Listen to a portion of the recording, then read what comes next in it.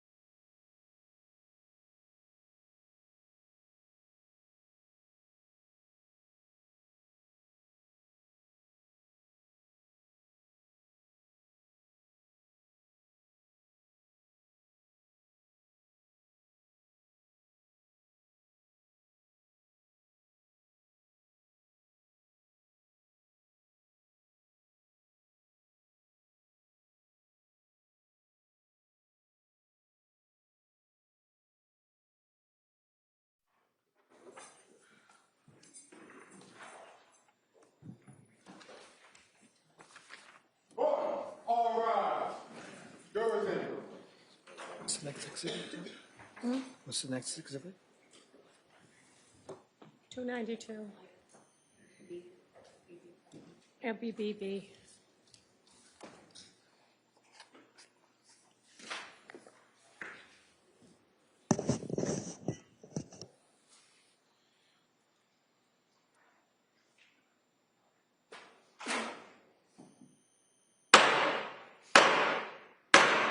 Hey. All persons having anything to do before the Honorable William Sullivan, Justice of the Superior Court, now sitting at Plymouth, within and for the Commonwealth. Draw near and give your attendance, and you shall be heard. God save the Commonwealth of Massachusetts. This court is now in session. Please be seated. Good morning, Your Honor. May I proceed? Yes, please. Your Honor, before the court today, we have the continuation of the jury trial in the matter of Commonwealth versus Lindsay Clancy. Ms. Clancy is present. She is represented by Attorney Kevin Reddington. The Commonwealth is represented by Assistant District Attorney Jennifer Sprague and Assistant District Attorney Shannon Buckingham. All right, well, thank you, Madam Clerk. Good morning, members of the jury. Good morning. I hope everybody had a nice weekend. And so what we're going to do, as we have done so many times before, I'm going to ask you those questions, and then we're kind of going to go over what today's schedule is, and then we'll get right back to the trial. So the first question: has any member of the jury read, seen, heard, or overheard anything from any source about any aspect of this case that would affect your ability to be a fair and impartial juror? All right. Last question: is there any other serious matter of concern bearing on your service as a juror in this case that anybody needs to bring to my attention at this time? All right. Again, thank you so much for following those instructions.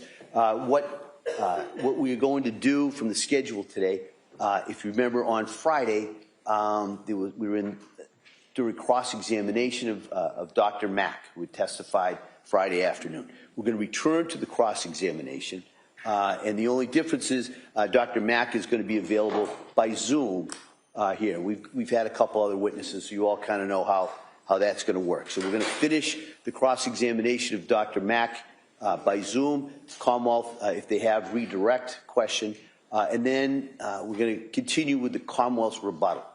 All right, and so just to kind of go back as far as the procedures that we followed, so the Commonwealth presented their case.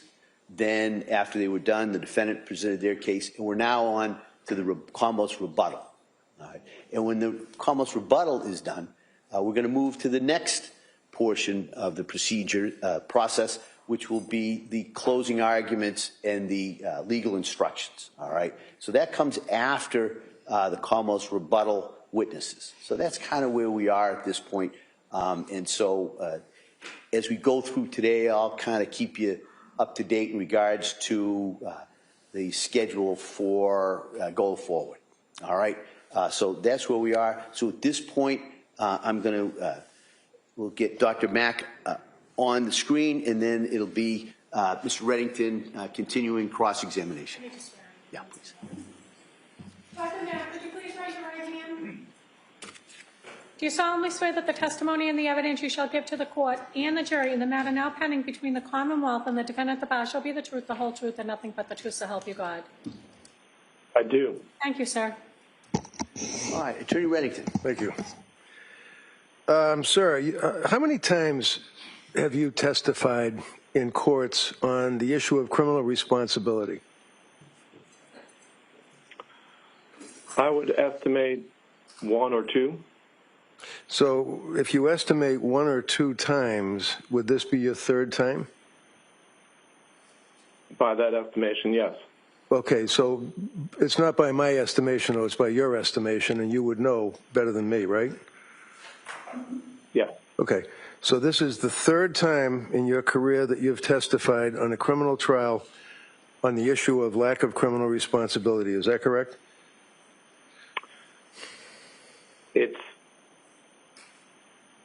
I know there are other times that I've created opinions. Oh, I'm sure. I'm not sure how many. I'm just asking about criminal responsibility. That's it. I'm talking about criminal responsibility. And I know there are other times I've created opinions, but I'm not sure that I've testified about them in the courtroom. So my question was simply, how many times have you testified in court on criminal cases regarding the issue of lack of criminal responsibility, and this would be your 3rd time, right? That is my recollection. Okay. And you have testified in court on behalf of various governmental agencies on other matters in addition to criminal responsibility, correct? Yes. And you are operating under the umbrella, if you will, of the Park Dietz conglomerate of a lot of expert witnesses that, as I understand, would parcel out cases to different people. Is that right? There are times that I do cases through Park Dietz and Associates. I can't speak to how many experts they have and exactly how they, as you put it, parcel things out. But over the span of my career, there have been times that I've done it when cases have been presented through Park Dietz and Associates, and times that I've done it through other entities. As I discussed the other day, I had a role for the state of Maryland, and at times, and in this case, there was a criminal responsibility trial that I was a part of when I had a role for the state of Maryland. So going throughout my career, it's been multiple different entities. You've also testified, since we're talking about it, in the state of Pennsylvania, right? What's your question? You've also testified, since we're talking about it, in the state of Pennsylvania, right?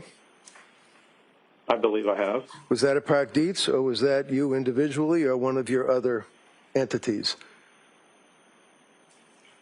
You'd have to specify which case. Commonwealth versus Torres, 342 MAL 2021, Pennsylvania.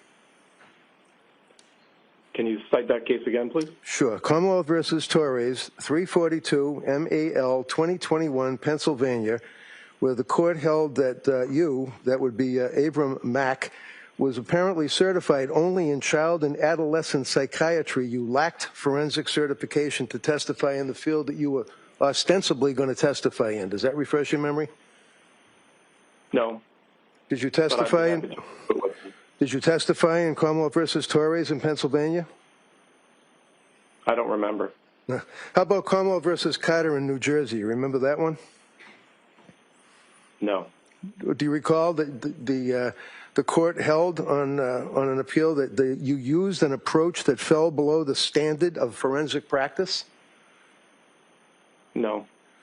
How about Feder LeBron versus the Secretary of DCF, 710 Fed 3rd, 1202 in Florida? You remember that case, I'm sure, right? I do. And in Feder, that was a gentleman, Mr. Feder LeBron, who was a Navy veteran, who was a single father and had a child.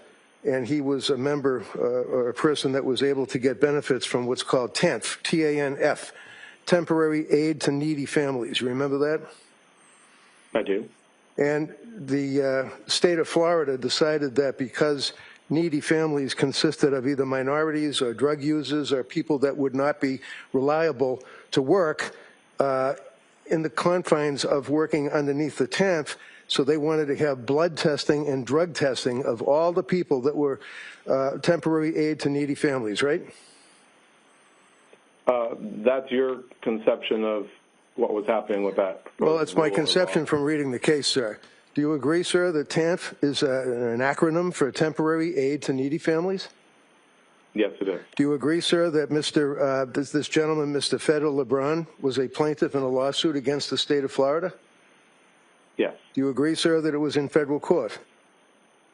Yes. Do you agree, sir, that in federal court, the court held that, in fact, you were unqualified to give an opinion that you attempted to give, saying that it was perfectly appropriate to test by way of urine or blood people that are benefiting from the TANF program, because your testimony was that they belong to a class of people that, I guess, had to be tested, right? I don't agree with your conceptualization.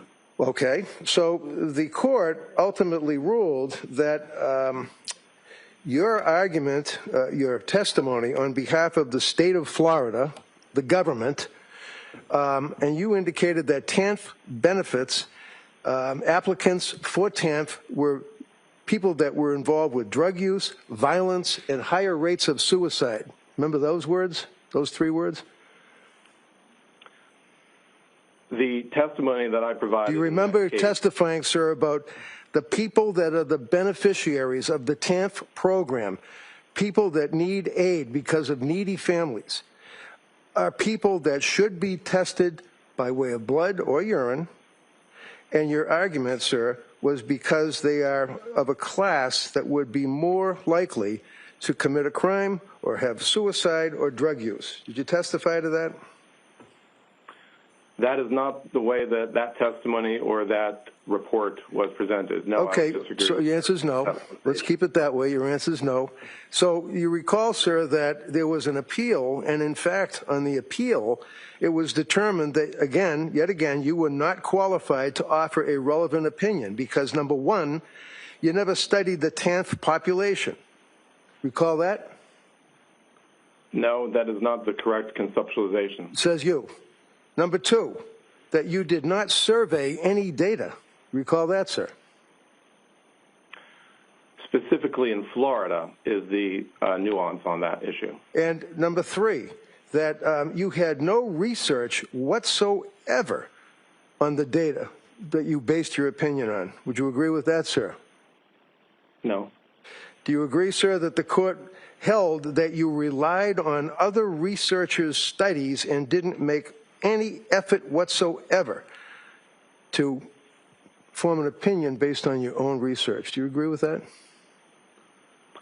I don't remember the specific language of the court. All right. Do you recall that ultimately your testimony was stricken? No, I don't believe that it was stricken. Okay.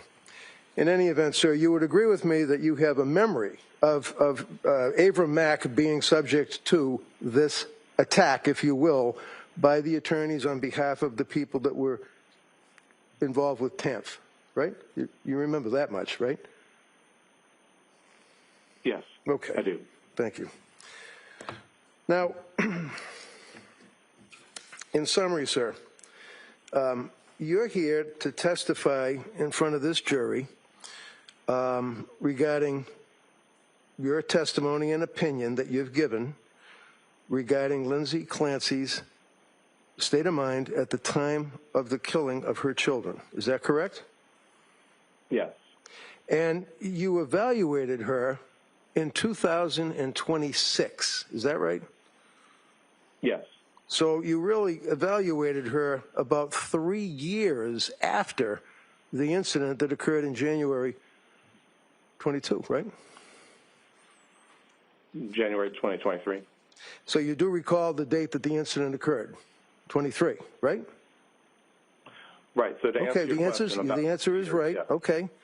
And in reference to your answer, sir, you would agree with me that there was a significant passage of time between the incident in 2023 and when you saw her about 2 or 3 months ago, right? Correct. Okay, and you drove out there with the guy that's going to be in here testifying in about an hour or so, Helbrun. Is it Helbrun or Heilbrun? When you say that I drove out there, I'm just asking the guy's name. Is it Helbrun or Heilbrun? you'll have to ask him how he likes to pronounce it. Well, did you know how to call him or what to call him when you were out there with him for 2 days at Tewksbury? Kirk. Kirk, okay. And you met Kirk, I imagine, that morning that you were going to evaluate Lindsay? Yes. And what was the date that you evaluated her? Was it February date? I think the first date was April 10th. Okay. The second date was April 12th, and those were the 2 days that I was there. Right, because Kirk had to give her psychological testing on the middle day, right? Correct. Okay, so did you stay in a hotel or a van, or where'd you stay? You're asking me where I stayed? Yeah, I don't want to meet up. I just want to know where you stayed. I stayed in Massachusetts. Where? I believe in Wellesley. Where? Was it like Holiday Inn? Was it a Ritz-Carlton? Where? A private home. A private home, okay. Kirk didn't stay there, did he? I don't know. You don't No, know? he didn't stay there. He didn't stay there, that's for sure. Okay. So in any event, you must have had plans to meet up with Kirk at Tewksbury Hospital, right? I did meet Dr. Halpern at Duxbury Hospital, yes. Okay, I'm calling him Kirk because that's what you told me is that you refer to him as. But it's Dr. Hoffman, how do you pronounce it? I believe it's Heilbrun, but you'll have to ask him how he prefers it. Okay, I will. And then did you meet him in the parking lot of Tewksbury? Yes, I think that's right. And Or in the lobby. Sorry, what'd you say? Or in the lobby. Okay. So when you went there on that date in April, the first day, you already had your information that you were able to form your opinion based upon. Is that right?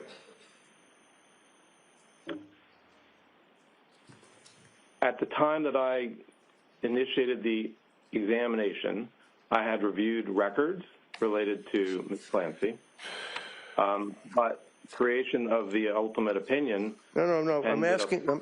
I'm asking about the records, sir. Real simple. The records that you reviewed. You had already reviewed them before you went to Tewksbury Hospital. Is that fair? Yes. Okay. And the records would be, obviously, cell phone extraction records, yes? I don't know exactly when I reviewed those cell phone records. How about defense expert forensic psychiatric evaluations? Dr. Philip Resnick, Dr. Margaret Spinelli, you reviewed the reports that were already prepared by my experts. Is that correct? And also Dr. Zeisel. Zeisel, yeah, thank you. Okay, because I had sent them to you, isn't that right? You had sent them, I believe, to Dr. Heilbrun. To Dr. who? I'm sorry. I think Dr. Kirk Heilbrun. And I think he was able to give them to me. Okay, fine. So you also were able to review Division or Department of Children and Family Records dated February 3rd of 2023, correct? Correct. And those would be records that pertained, obviously, after the death of the children, but it was just an interview of Patrick, the father, and Lindsay's husband, right? That's what those were. That was a substantial component of that, but that was the DCF evaluation that occurred, and they, I believe, interviewed him when he was at Boston Children's Hospital. Okay, all I'm asking is that the DCF, in other words, there's no DCF records that shows that Lindsay was abusive to her children, right? I don't think that that was necessarily the conclusion of that report. Well, it wasn't a conclusion of any report. There were no other reports other than February 3rd, correct? Yes, that's Okay. right. And that would be interviewing Pat, the father and the husband, right? As I said, I think effectively Okay. that is the core component of that report. Okay, that's the component of the report. The answer is yes. You also had medical records from Astor Mental Health Records, right? Yes. That would be Jennifer Tufts, Yes. Jennifer McAllister, right? I'm not sure if that's the name of another doctor in that practice, but substantially Astor Mental Health included the work of Dr. Tufts. Dr. Tufts. And how about nurse practitioner Gelada? Did you review her records as well? The records of hers that came from the organization that she worked in, yes. What organization was that, do you know? I'm not exactly recalling the title of it, but I believe it's South Shore Mental Health, but I'm not exactly sure of the exact title. Boston Children's Hospital, Brigham and Women's Hospital, and McLean Hospital records. You reviewed them, correct? Yes. Spalding Rehab, right? Yep. Tewksbury Hospital from March 27th of 23 up through April 1st of 26, which is a little bit before you saw Lindsay, right? Correct. They were about 7,000 pages, a lot of paper, right? Yes. Toxicology records, police reports, grand jury testimony, you read all that too, right? Correct. Police interviews of witnesses, right? Correct. And you had met with, I imagine, or spoken to, by telephone perhaps, with the district attorneys, the prosecutors here. Yes. And where did you meet them? The prosecutors? Yeah. Only by phone. Okay, so you met them by phone. When was that? I don't know offhand when that was. How long was the conversation? I don't recall. It could have been somewhere between 15 minutes to 45 minutes. And basically they told you that they wanted you to evaluate a defendant who had been indicted for triple homicide of her own children by the name of Lindsay Clancy. You knew that from speaking with them, right? Effectively, I knew that, yes. And, you know, I normally don't go there with expert witnesses, but it was fair game on Dr. Zeisel. How much money do you make a year on your forensic evaluations? It ranges over the years, several $100,000 of dollars. Yeah. Can be a few. And a lot of that, more. I'm sorry, go ahead. No, go ahead. So a lot of that would be appointed cases or cases either from Park Dietz or some other warehouse that asks you to evaluate people and testify in the court, right? Or over the years, people contact me directly. Really? We're talking about over the last 15 to 20 years. Right. So when you were contacted by, strike that, did the DAs here call you or did you call them? I don't recall. Do you recall that they told you what a horrible case this was, that this woman killed her 3 children by strangling them? Did they tell you that? Sustained. Next question. Well, did you know what the factual allegations were of the case? Yes or no? Well, all the factual allegations, yes, I believe they were conveyed to me during a phone call. Yeah. Okay. And when you were engaged or retained through Park Dietz and Associates to work for the Plymouth County District Attorney's Office, I mean, that's fair to say. You were working for them, right? Effectively, I was retained by the District Attorney's Office, yes. All right. And let's talk about confirmatory bias. You know what that is? Well, you were asking me the other day about the cognitive bias think tank, and we talked about how, as a part of my work in patient safety. No. This is Doctor. I would like to be able Hold on, Doctor, please. Listen to the question and answer the question. Go ahead. This is confirmatory bias, sir, not a think tank talking about safety of anybody, okay? Confirmatory bias. Have you heard of that term? I have. And what does it mean? Well, if you're talking about the work in diagnosis in medicine, as I was getting at before, it refers to the idea that an individual has a idea as to what they're aiming for, and they gather information that accedes to that and that brings that point together.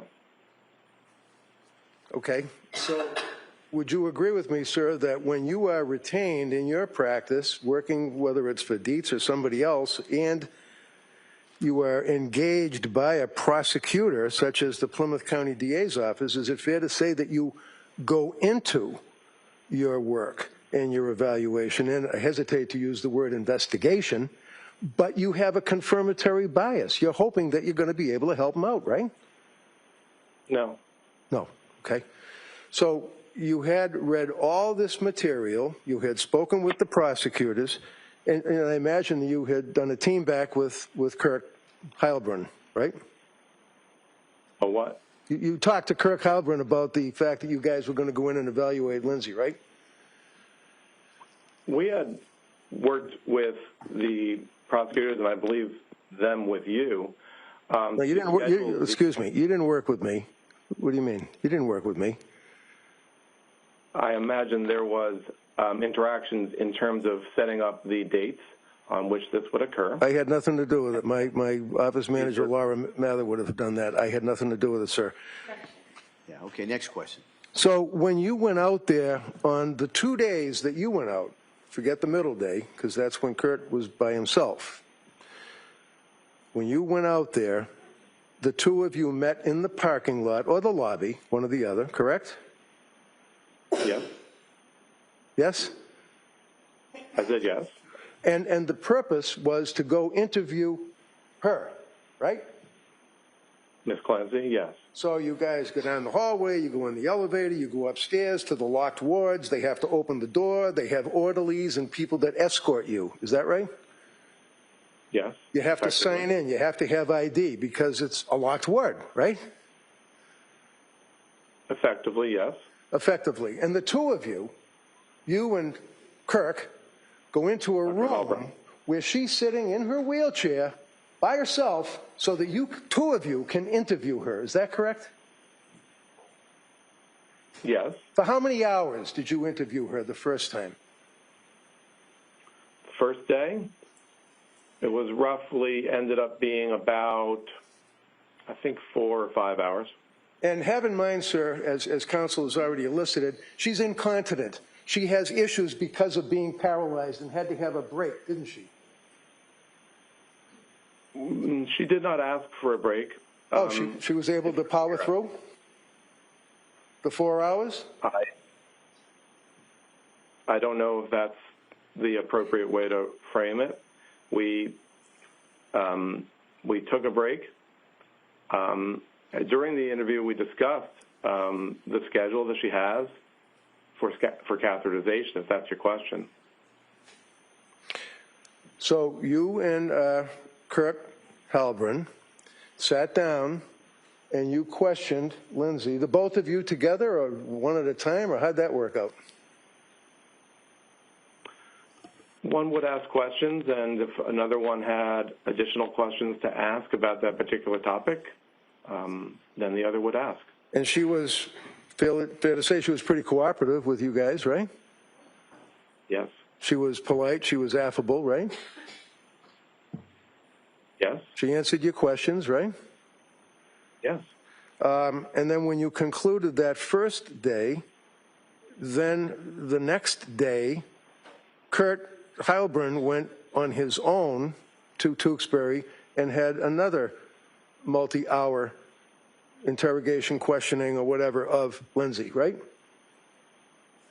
He was there for a second day for psychological testing. So you're aware of the fact that he was there for psychological testing, right? Yes.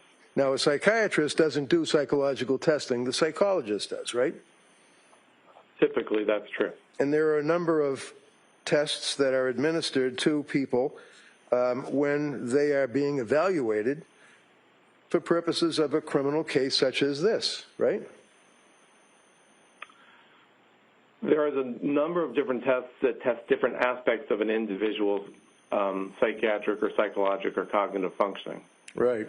Like, for example, you want to determine, I would imagine, whether or not they're lying or exaggerating or minimizing their symptoms, right?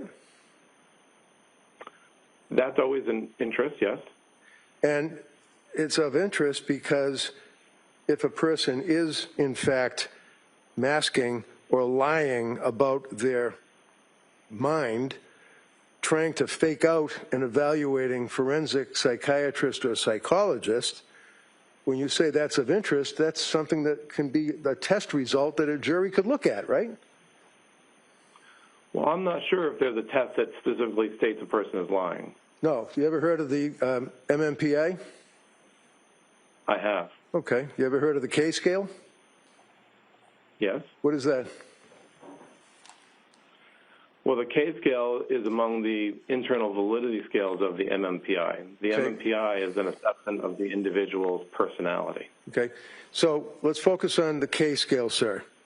When you say that it's a, let me ask you again, what is your understanding of what the K scale is seeking to find out?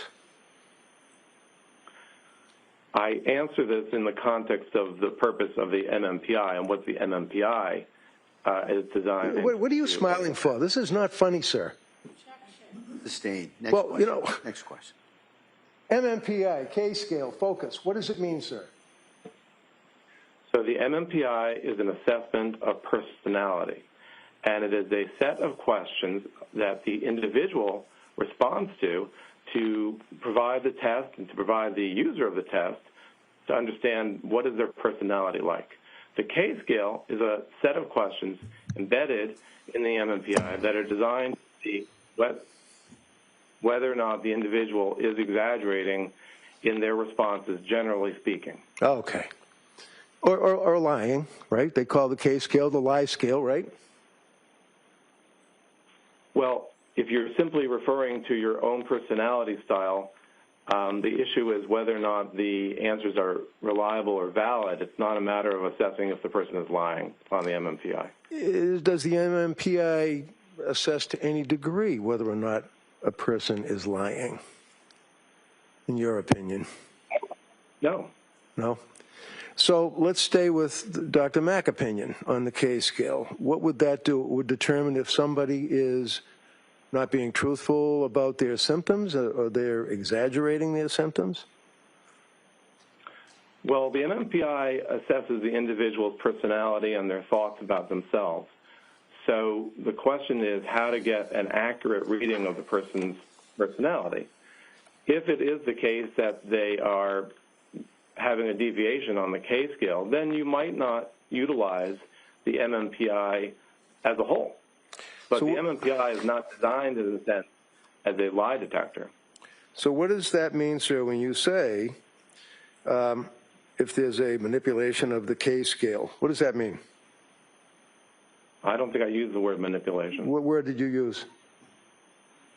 I may have said deviation. Okay. So if there's a deviation on the K scale, according to you, what does that mean? It may come to a threshold that the MMPI is not usable, and because the users cannot gather information about the individual's personality as a result. Because they're lying, and it's not a reliable test, right? That's the ultimate consideration, right? Right. So it's not saying that the person is lying. It's saying that the test is not reliable. Because the person who's the subject of the test is not being, let's say, forthright. Is that fair? I don't know that it's always necessarily a conscious act. An individual, it simply reflects the tendency the individual has when answering the questions that are on that subpart of the test. Okay, so if somebody has been indicted by the Plymouth County District Attorney's Office for triple murder, and you are working for the DA, evaluating whether or not they are suffering from a mental disease or defect, would you agree with me, sir, that there may be a tendency for somebody to exaggerate their symptoms to try to paint a positive picture of themselves? Overrule. Not necessarily. Well, how about a little bit necessarily? I don't know that there's a relationship. Okay. So you are aware, regardless, that when Lindsay took the test for Dr. Kirk Halbrun, that there was no indication whatsoever of any malingering, exaggeration, or anything along those lines in that test. Would you agree with that? If you're talking about the MMPI, correct. That's what we've been talking about.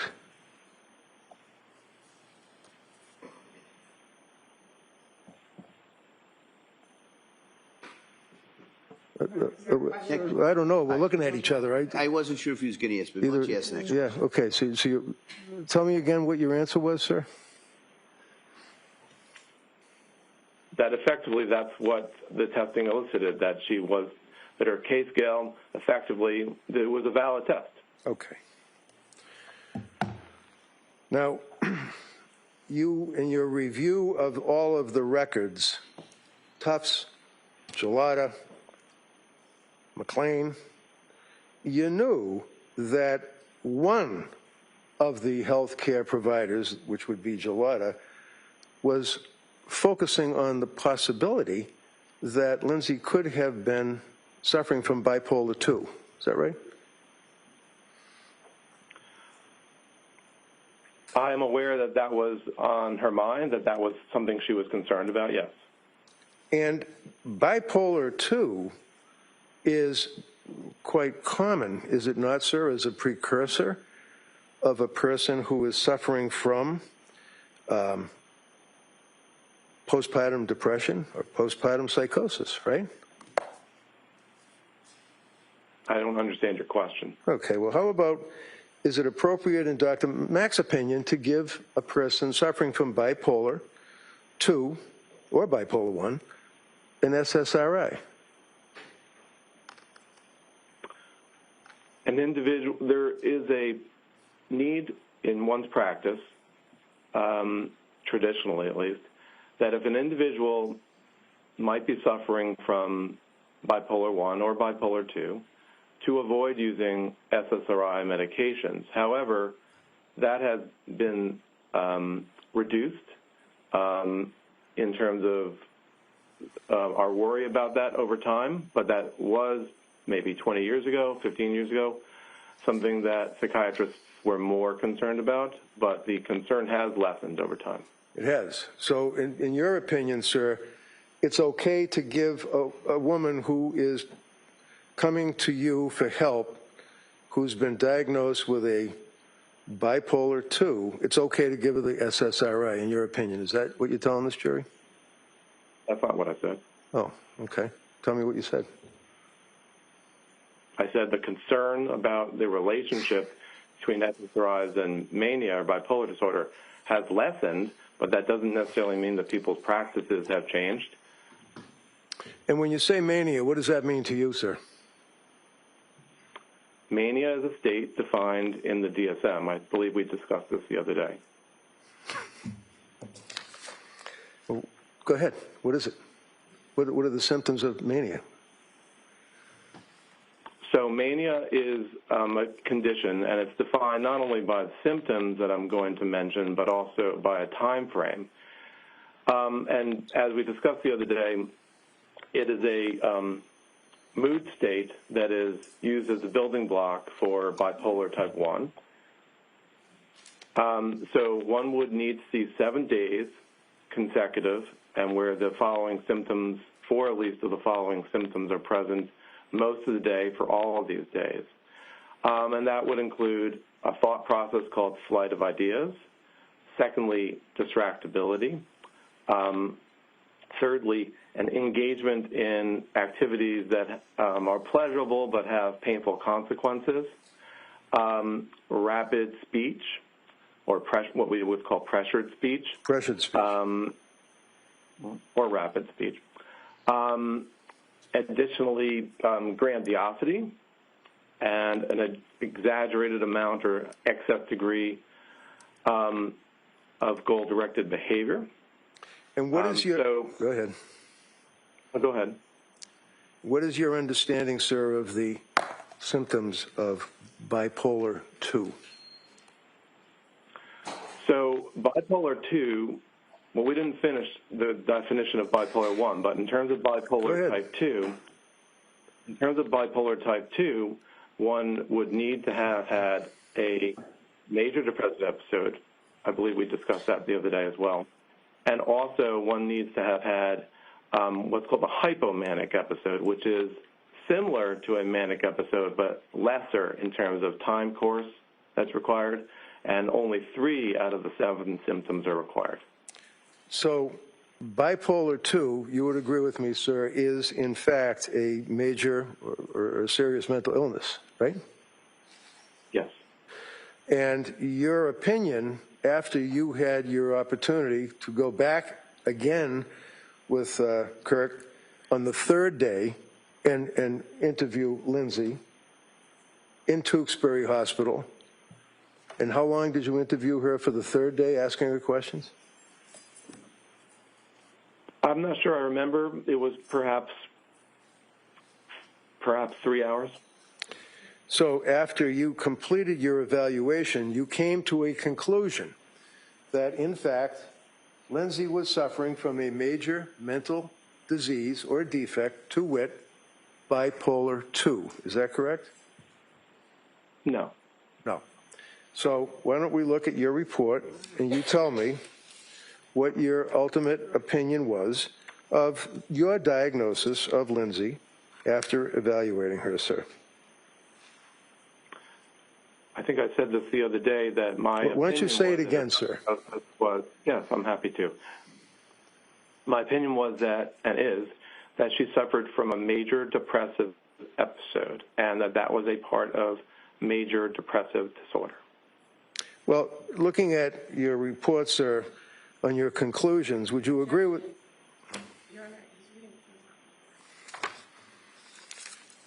Do you have your report? He's reading from the wrong report. Do you have your report, sir? Counsel, can I see it sidebar just for a second? It's not the wrong report.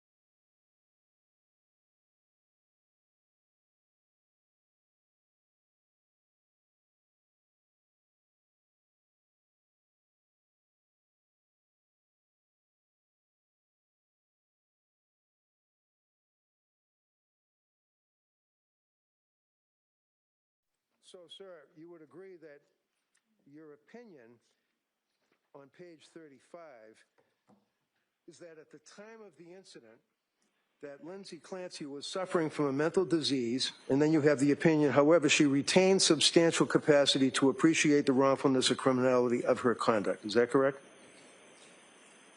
Did I read that right?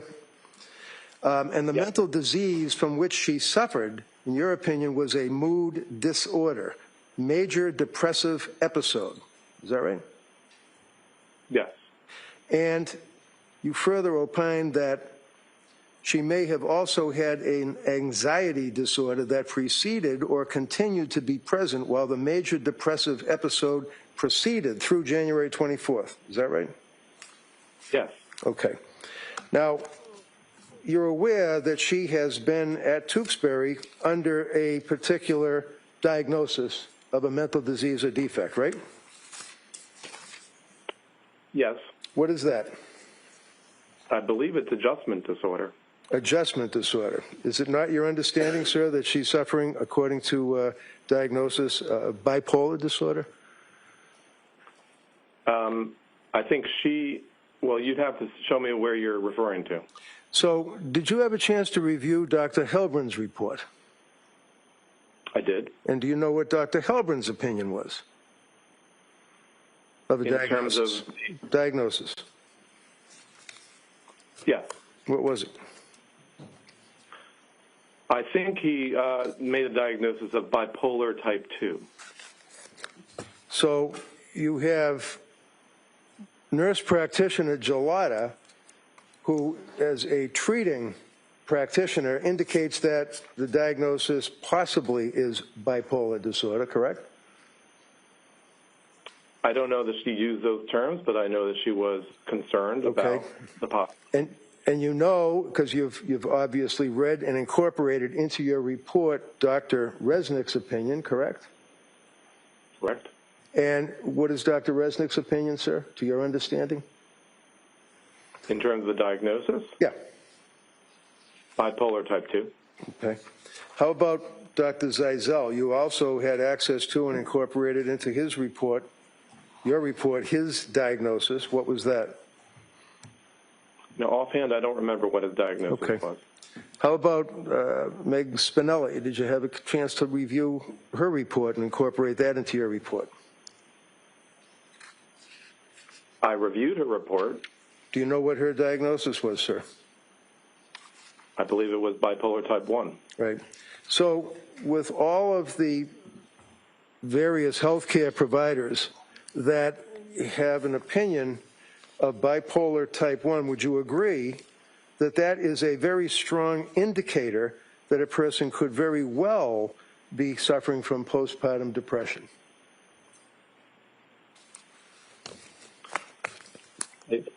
I'm confused by your question because that last piece is not necessarily inconsistent with the diagnosis of major depressive episode. I'm asking you, sir, about your... I discussed the other day was when that specifier is able to be used, that would be a diagnostic question. So with the understanding that nurse practitioner Gelada is bipolar, or looking at bipolar, that Zeisel report, you don't know or recall what it is, but you incorporated it into your report. Dr. Resnick is bipolar 2. You feel that this is or is not indicative of a precursor to a person suffering from postpartum depression? It's in the books, in the articles, right?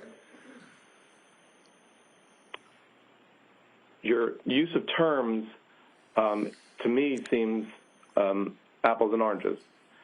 The question of postpartum depression would be, does the person have a mood disorder, and is it in the time frame following birth? I can't hear you. I'm sorry. So, I can't, can you say that again, please? We're talking about categories that are not aligned with each other. No, I'm asking you what your answer was, okay? What's your answer? You'd have to restate the question. Okay.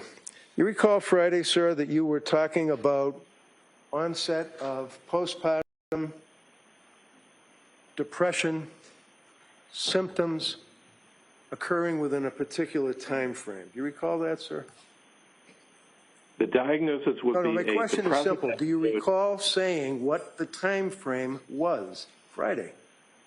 I'm trying to answer your question. What is the time frame? The time frame designated for the diagnostic specifier called with postpartum onset is 4 weeks. Okay. And that's your opinion, right? Well, I believe that's what the DSM says. Okay. So let's talk about the 4-week period. The 4-week period in which that specifier may be added. Okay. You recall saying The that diagnostic rule. you recall saying that a person can be postpartum and it has to be within 4 weeks. Do you recall saying that Friday? What I would have intended to say. No. No. What did you say to the? Come on. What did you say to the jury last Friday? Doctor, please listen to the question and just answer the question as asked, okay? And then if the Commonwealth has any redirect, they can follow up with their questions. Go ahead. Thank you. Do you recall saying that a person has to be postpartum within 4 weeks, according to the DSM? Recall saying that? To meet that specifier, yes. Right. Well, do you understand, sir, that every woman that has a baby for the rest of their life is postpartum? Because postpartum, quite frankly, means having a baby, right? Sure. So, but that wouldn't be the specifier of with postpartum onset. Yeah, but you can't. Postpartum is not a disease, doctor. Postpartum. Right. It's an appellation that is defined in terms of 4 weeks. Okay. According to you, right? You understand that World Health Organization is different, right? If you're talking about the ICD, what is that time frame, sir? I'm not sure what it is. I think you said it was 12 weeks. How about the proposal to amend the DSM-5 text revision, or TR? What's the proposal for that? Well, there's a proposal specifically around the proposed diagnosis called postpartum psychosis, and for that, it's a 6-week period. So you've got 4 weeks, you got 6 weeks, you got 12 weeks. Would you agree, sir, that postpartum depression, postpartum psychosis can occur up to a year or even a year or longer? I don't know, but I am telling you what the DSM says in terms of how to diagnose it and how to code it. Okay. You would agree, sir, that she is at Duxbury with a diagnosis of bipolar, right? That may be among her diagnoses. Okay. And she's on medication, right? Yes. And she hasn't had, over the past 3.5 years, any problems with sleep, anxiety, depression, symptomology of the same while she's been medicated at Duxbury, right? She has not demonstrated any signs of mania. And she hasn't demonstrated any signs of anxiety either, has she, while she's been on the medication, the right medication, right? I note that she's complaining of anxiety. I'm not sure she's demonstrating signs of anxiety. Other than the fact that she's paralyzed and has to be in a wheelchair, she's not exhibiting the inability to bathe, the inability to emote, to have feelings, to talk to people. She's able to communicate with people, right? Yes. Okay.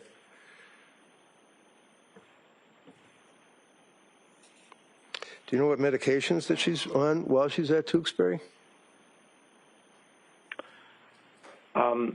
She's taking, I think we discussed this the other day, a low dose of Zyprexa, I believe clonidine and trazodone, and propranolol occasionally.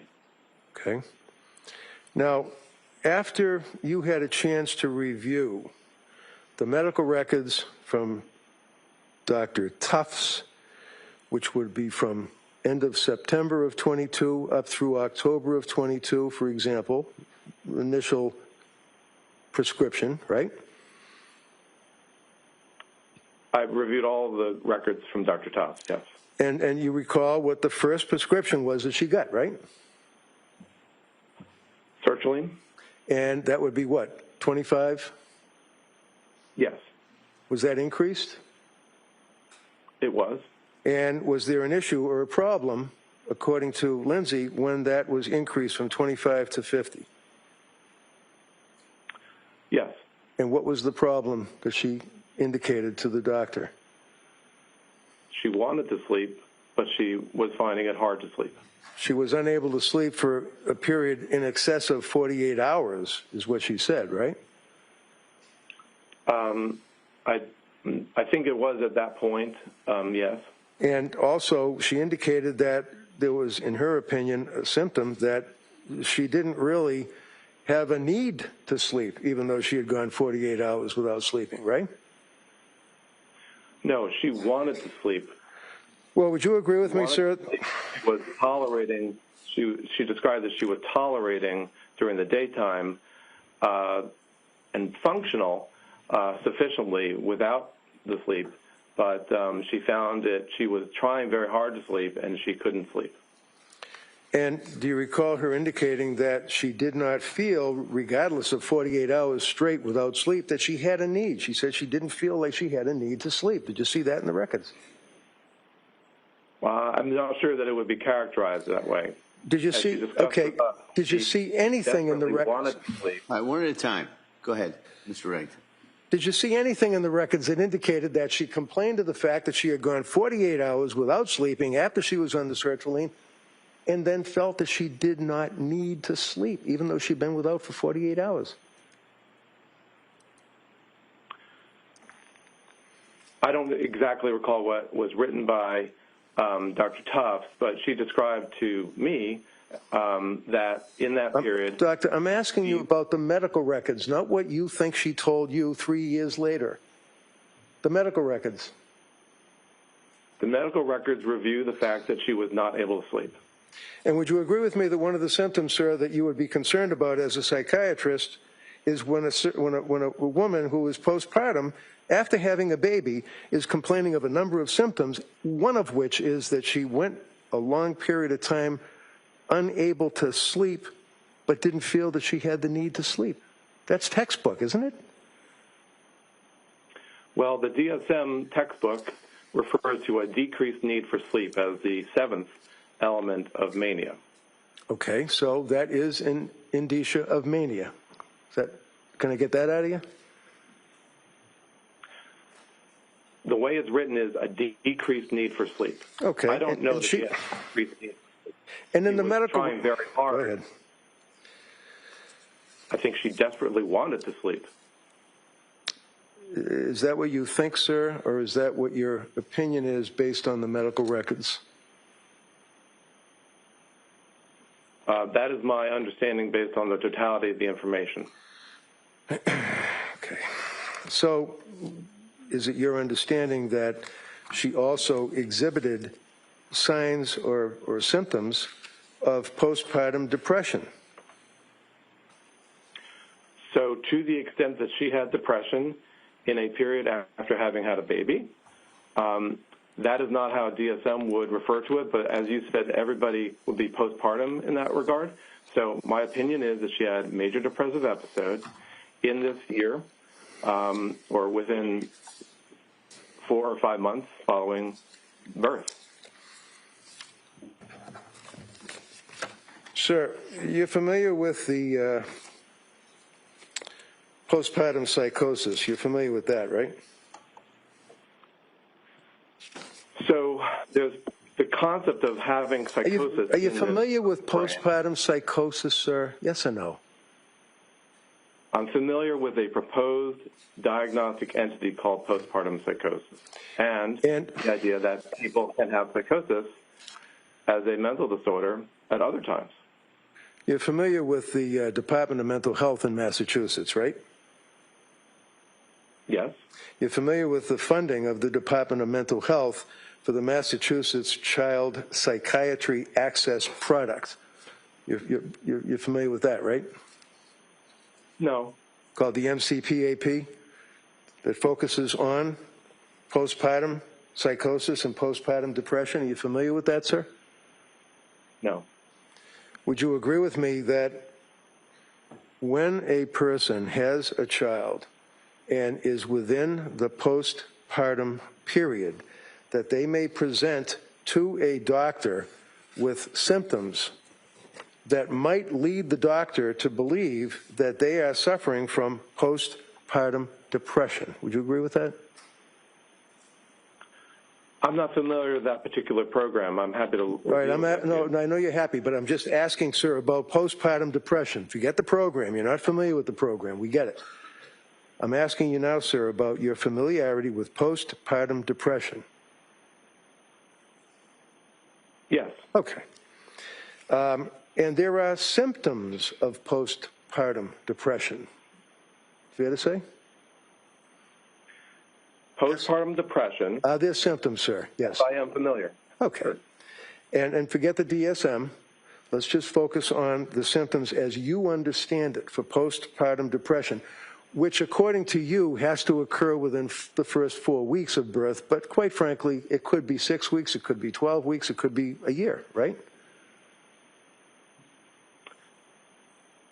You said forget the DSM, except that making diagnoses in psychiatry requires an authority, and we utilize, in this country, the DSM. Maybe we shouldn't? So, All right, sustained. Next question. So are you familiar, sir? You're not familiar with MCPAP for mothers in Massachusetts. You're not familiar with that subsidiary of the Department of Mental Health, right? no. Are you familiar with the Department of Mental Health postpartum psychosis provider training? In other words, what the LISCWs are learning and what the psychologists or psychiatrists working for the DMH are learning about postpartum depression, postpartum psychosis. Are you familiar with those standards? No. How about the Edinburgh postnatal depression scale? We talked about that Friday. You're familiar with that, sir? I am. But you don't feel it's important. You think the regular GAD scale, general anxiety scale, is sufficient, I guess, right? I don't think I said that. Oh, okay. So do you think that the Edinburgh postnatal depression scale is important as a tool for a diagnosing physician dealing with a woman that's within the time frame and exhibiting symptoms of postpartum depression? Yes. Okay. So what was Lindsay's scale, if you know now? You had the weekend, I imagine, to look it up. I don't offhand know what it was. Okay.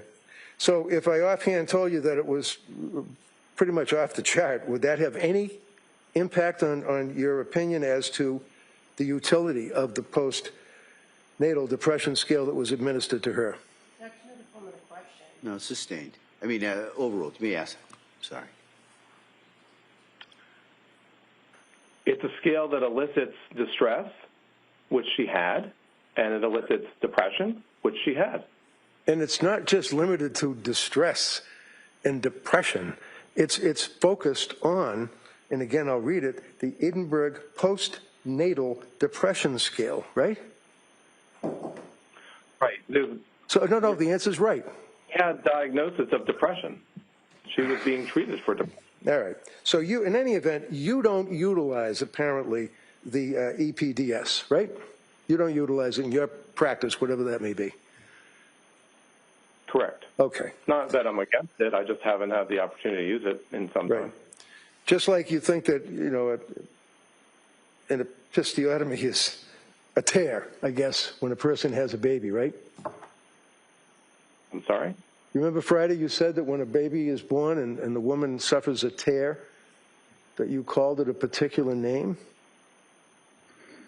An episiotomy. Right. When there's a need for repair for a tear, there are several different degrees. No, wait a minute. Hold on now. Hold on. Excuse me, sir. Friday you said that the episiotomy is, in fact, a tear. Do you remember saying that? I'm not sure exactly the wording.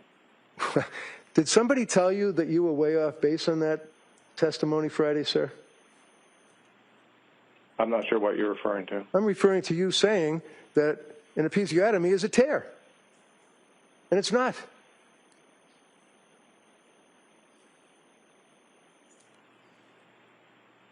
And, Your Honor, is there a question before the witness? I already asked the question. I'm looking at him staring back at me. All right. Why don't you The last. just hold on? Well, you can rephrase that. Do you remember saying Friday that episiotomy is a tear? Do you remember saying that to this jury, sir? I don't remember the exact words that I stated. Okay. Did anybody after a tear.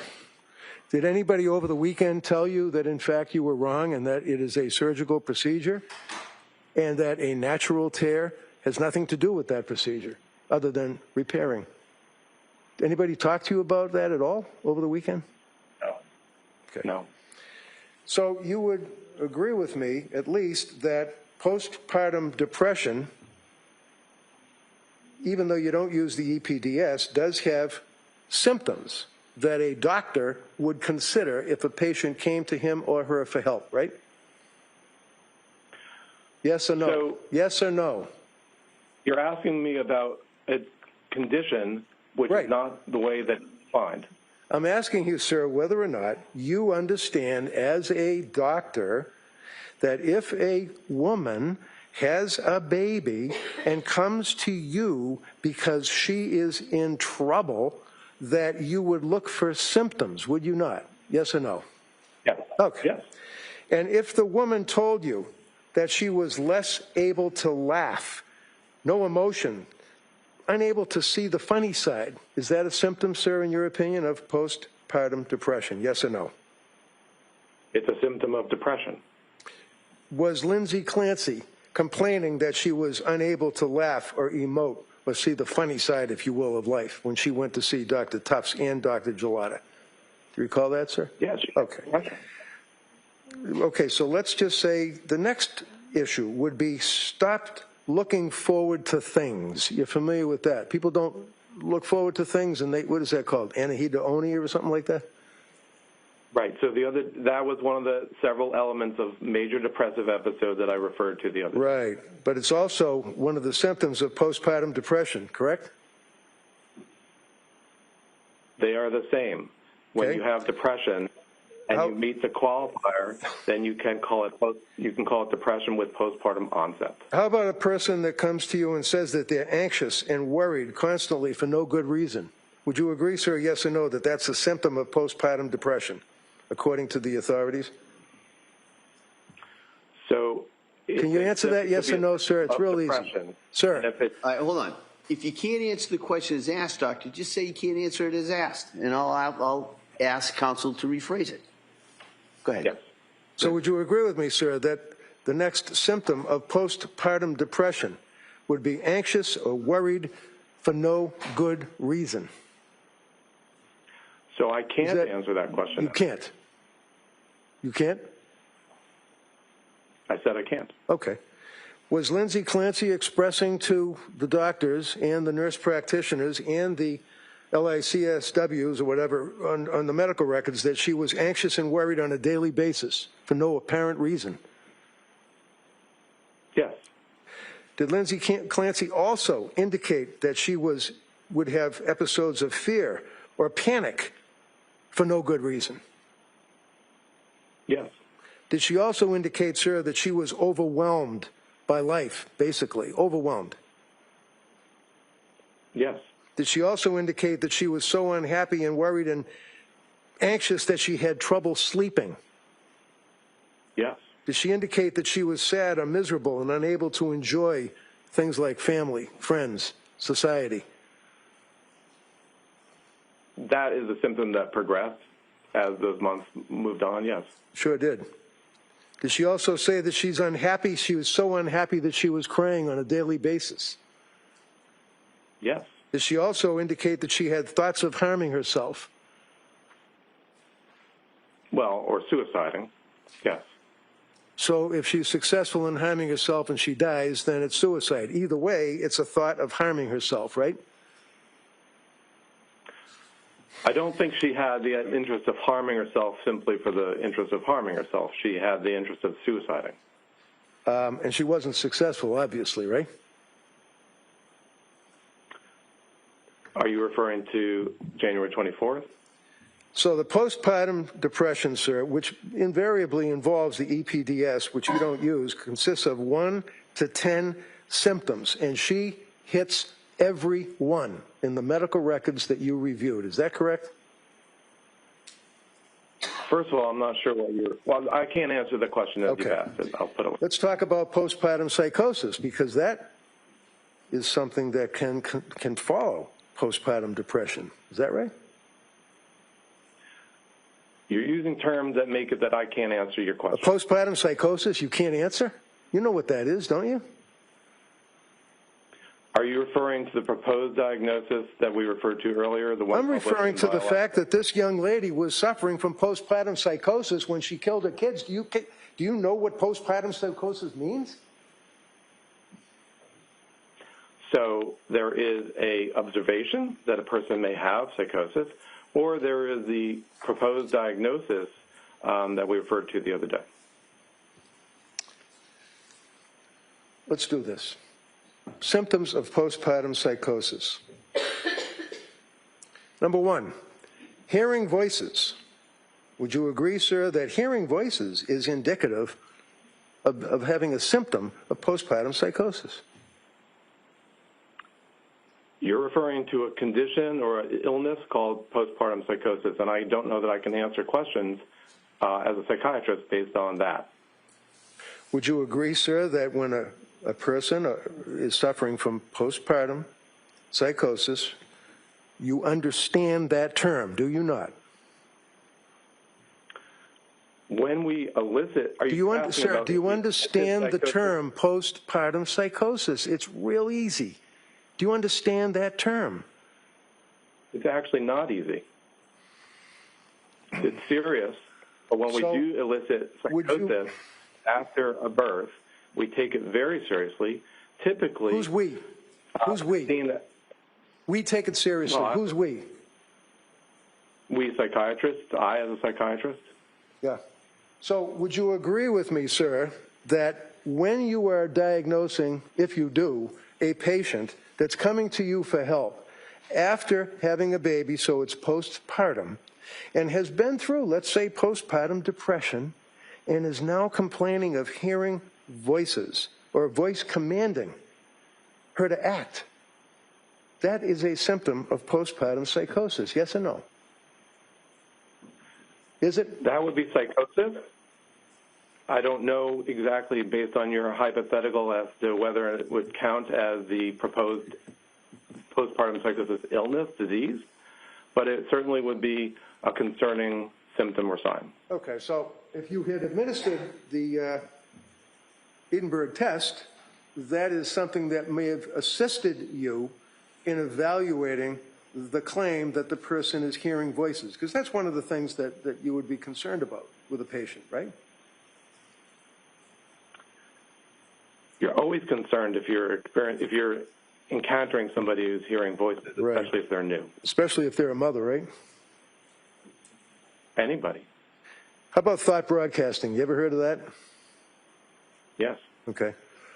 How about a patient that says that they're worried about hearing voices and they're worried that people such as teachers could hear the voices in their head? Is that something that would concern you? Yes. How about if the person was afraid that somebody is able to hear the voices in their head and would call the police or DCF and they'd lose their kids? Is that something that would concern you?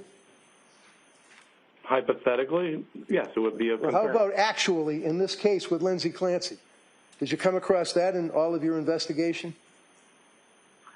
I came across, in my evaluation, a period where she worried that people could hear what she was thinking. That's different, first of all, from thought broadcasting. But in either event, as I've said, she was in a serious psychiatric state, and she was suffering.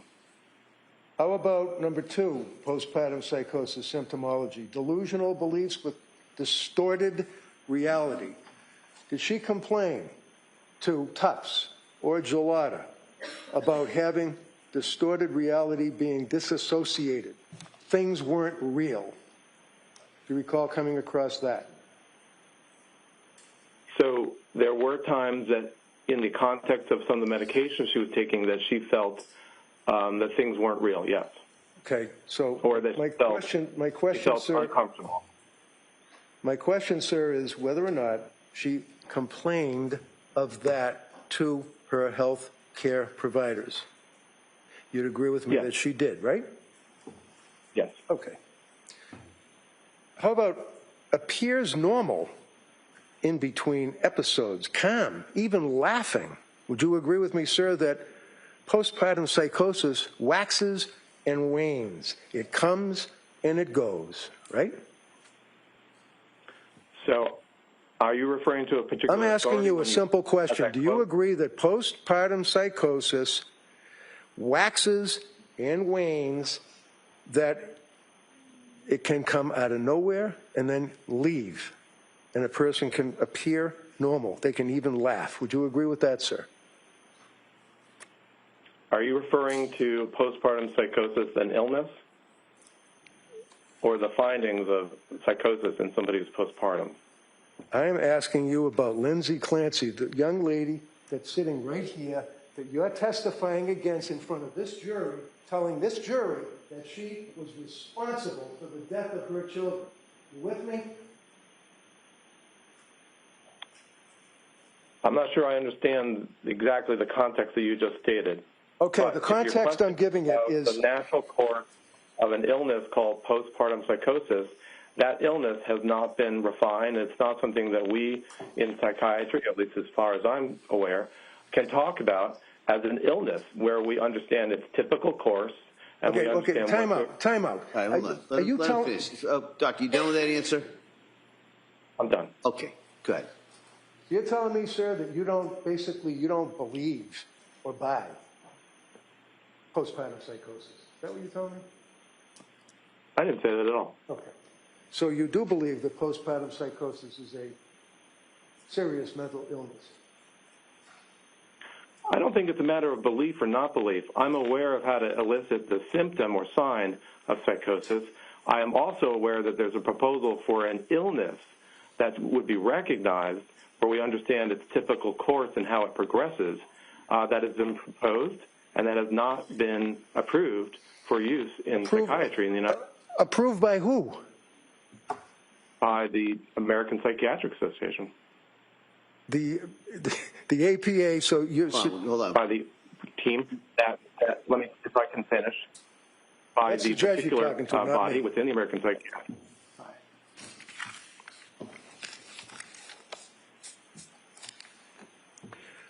Do you agree that postpartum psychosis is a legitimate disease or defect? Yes or no? When you have a symptom or sign of postpartum of psychosis at any time, but particularly in the postpartum period, it is a legitimate finding and something to be concerned about and to treat. Okay.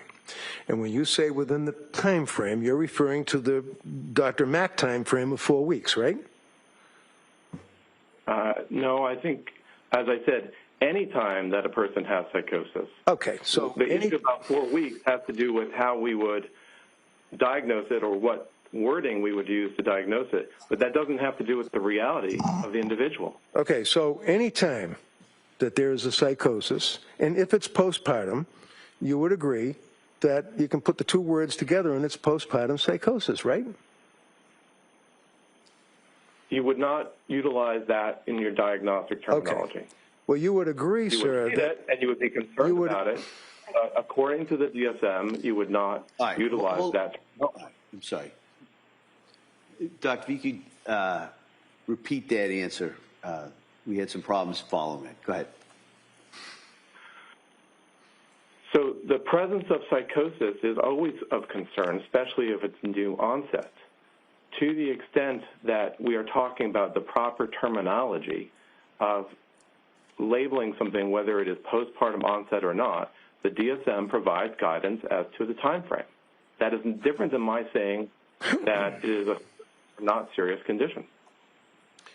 So, symptom number one, complaint, according to the Mass General Hospital, major research project, along with the Department of Mental Health, dealing with postpartum psychosis, would indicate that hearing voices, a voice commanding her to act, is a symptom of postpartum psychosis. Do you agree with that? Yes or no? Just give me a yes or no. I can't answer that. Okay, the answer is no. The answer is no. All right. He just doesn't agree with it. Next question. Answered these questions several times Really? Overruled. We're going to let him ask that question if you want to ask that again. So let's move on, sir, so we don't fight over number one. How about number two? Delusional beliefs, distorted reality. Would you agree that that's a symptom of postpartum psychosis, sir? Yes or no? You said number one, number two. I don't know what authority you're referring to. Do you agree, sir, that a symptom of postpartum psychosis, in addition to the hearing of the voices, would be delusional beliefs and a distorted reality?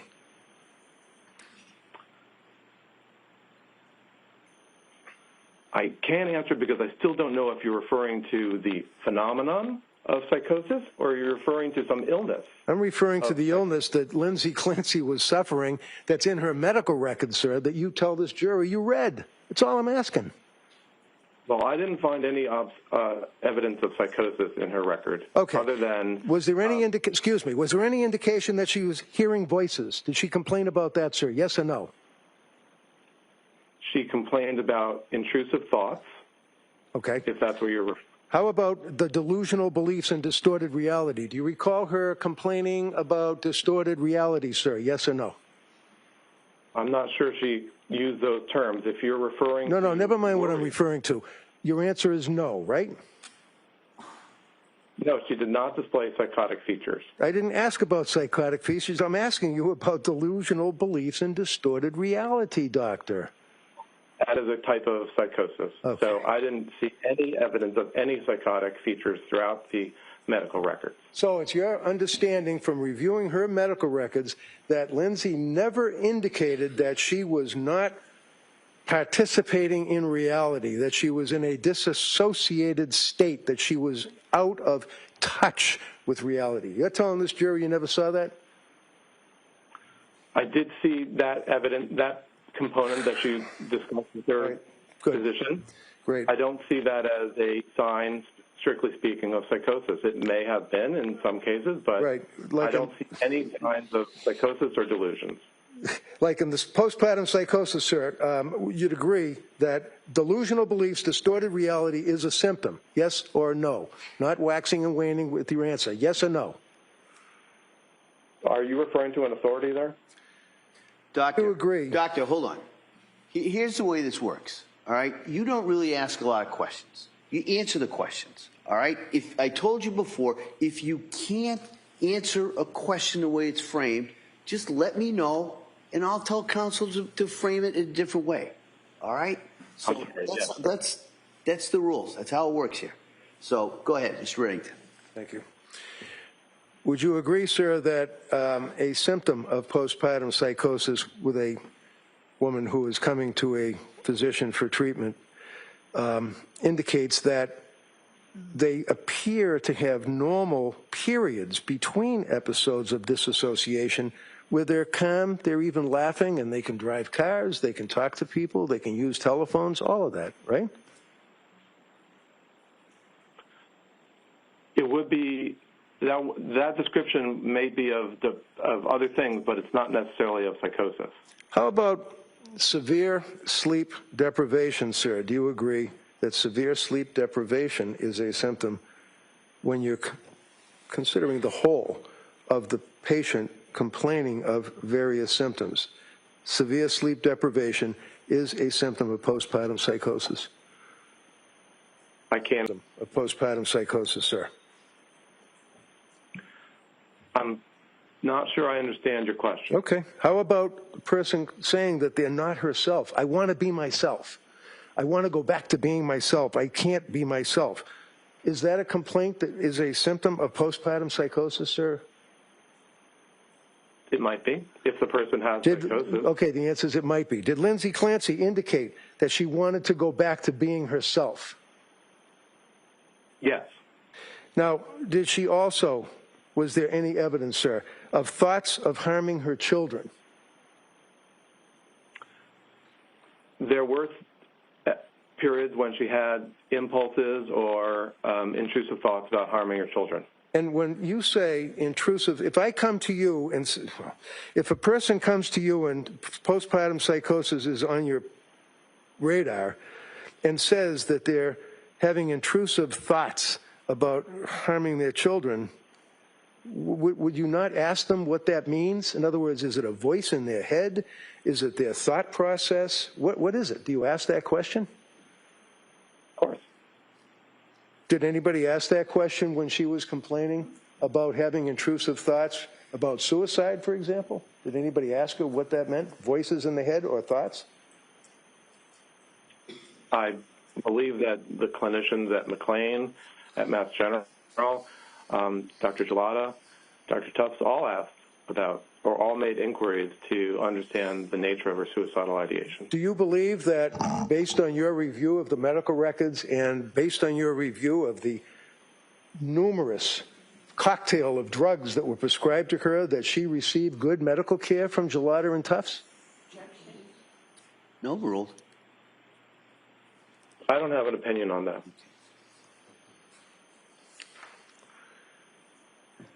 Did she complain that she was not herself and her family could see the change?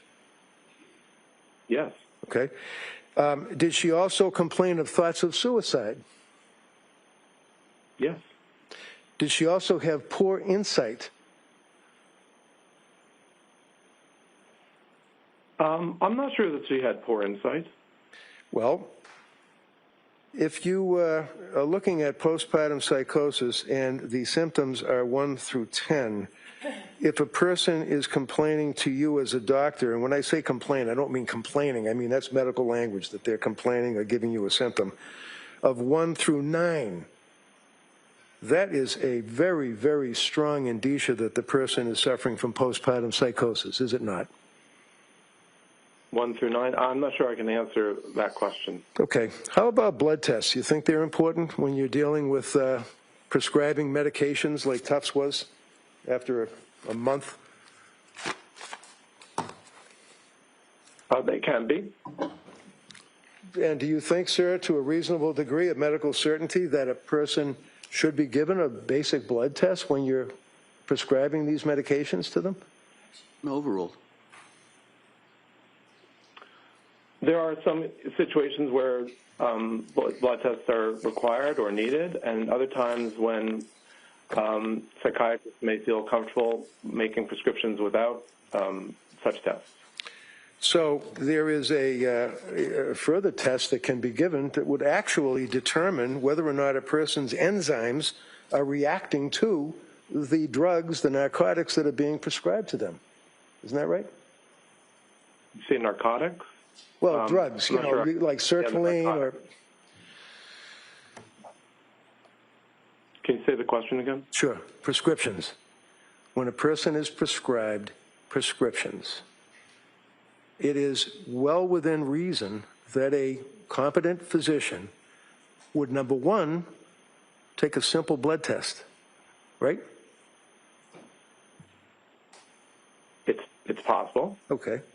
And I guess that's up to the doctor that you're seeing, right? Well, sure, or depends on what concerns a person may have, what's their medical history, what's your awareness of other factors that are affecting their biological health. So let's take Lindsay Clancy. Depends on which medication we're talking about also. Let's take Lindsay Clancy, for example, sir. The medical records that you reviewed when she's dealing with Tufts and Gelada, did they administer any blood test to her at all? Not that I recall. Is there a further analysis that can be performed on the blood that is drawn from the woman when she sees the doctor to determine whether or not there are enzyme reactions to the prescription drugs that they're prescribed? There are tests that can be done to determine the relative degree of one enzyme or another and how much they would do in terms of breaking down the medications, if that's what you're talking about. Well, that test wasn't administered to Lindsay, was it? I don't think so. In spite of numerous, innumerable, which we won't have to go through, complaints that she had and her husband about what was happening to her as a result of her postpartum as well as postpartum depression, symptomology of postpartum psychosis in conjunction with the narcotics, the drugs, the prescriptions that she was given. They never did any further testing, right? Correct. How about thyroid? Is that something that's important to you as a doctor dealing with a postpartum depression or postpartum psychosis? Thyroid would be important to assess in a person complaining of mood problems, yes. Well, how about a woman who is complaining that during the postpartum, which goes on ad infinitum, is complaining of postpartum depression symptoms and or postpartum psychosis? It's important to check their thyroid level, isn't it? It would be important to check thyroid in multiple different psychiatric conditions. So the answer is yes, right? The answer is yes. Well, I'm not sure that specifically answers your question. I don't care. Thank you. That's all I have, Judge. Okay. Commonwealth redirect?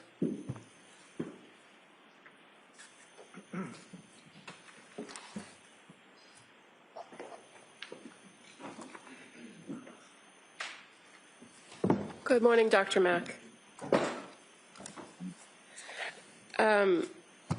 Now,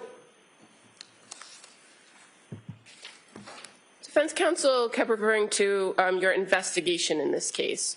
Do you see your role as an investigator when you're retained to do these evaluations? No.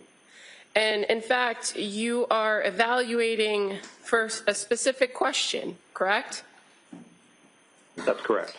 And in your evaluation in this case, you were asked to focus on the mental condition of Lindsay Clancy at the time of January 24, 2023, right? So, excuse me, he's able to answer yes or no, but this is direct, so I'm objecting to the leading. I'm going to allow just to kind of focus to the area, and then we'll go from there. Go ahead, counsel. Thank you. You can answer that question. Yes. Now, were you provided the information that you reviewed? Yes. And were you aware where that came from, whether it was the court or the district attorney's office or from defense? I am not necessarily aware of the origin of any of the documents that I reviewed, only that I did review them and I did possess them. And as far as the timing of when you were retained in this case, I believe your testimony on Friday was that your memory was early 2025 you were retained. Is that right? Yes, I would say that the initial discussion about it was at the end of 2024. I'm not exactly sure when the Commonwealth or the District Attorney's Office exactly made the retention happen, but I understand it to be early 2025. And you were provided a significant amount of information after you were retained, correct? Yes. And that information continued to come to you up until the point that you were going to meet with the defendant in April of 2026. Is that fair to say? That's correct. And were you able to set up that interview with her on your own? No. Is it your understanding that it had to be with the permission of the court and the parties?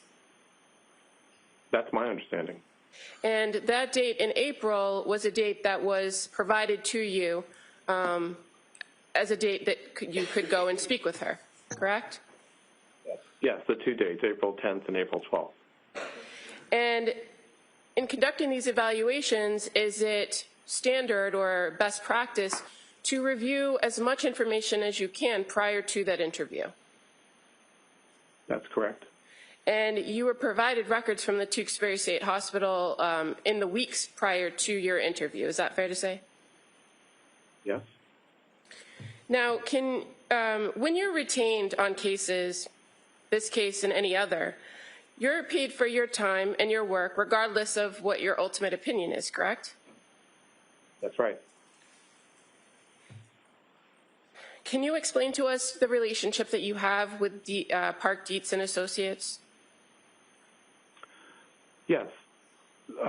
There are times that attorneys around the country go to Park Dietz and Associates seeking or asking if they have an expert in a particular field, and Park Dietz and Associates may be able to propose one expert or another who might be able to help that attorney or law firm. And so in your relationship with that company, you are simply an independent contractor, or are you employed by the company? Independent contractor.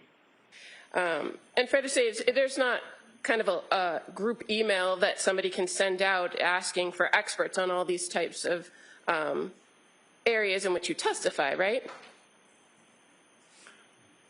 No, the Park Dietz and Associates would go to individual experts that they think might be appropriate for one or another case given the topic. Now, you were asked some questions about Dr. Halbrin, and I think last week on Friday you indicated that you didn't know him prior to working on this case. Is that correct? Correct. I had never met him. And so is he a name that was familiar to you in your area of general psychiatry? I knew that he was another expert that works with the Park Dietz and Associates group, but I had never met him. And in fact, he's not a general psychiatrist, is he? I believe he's a psychologist. Okay. And so your focus is different than his focus, correct? To some degree, yes. Now, how did it come about that you and Dr. Halbrin ended up going to Duxbury at the same time? Well, my memory is that to the extent that he also had been retained, that there was a need to that there was only going to be one opportunity for an examination by the prosecution. And so rather than create two different sets of interviews for Ms. Clancy, it was better to overlap them and have them happen concurrently. And in relation to the purpose of the interview with the person being evaluated, the defendant here, was there anything different about your approach and his approach as far as the information you were seeking to gather?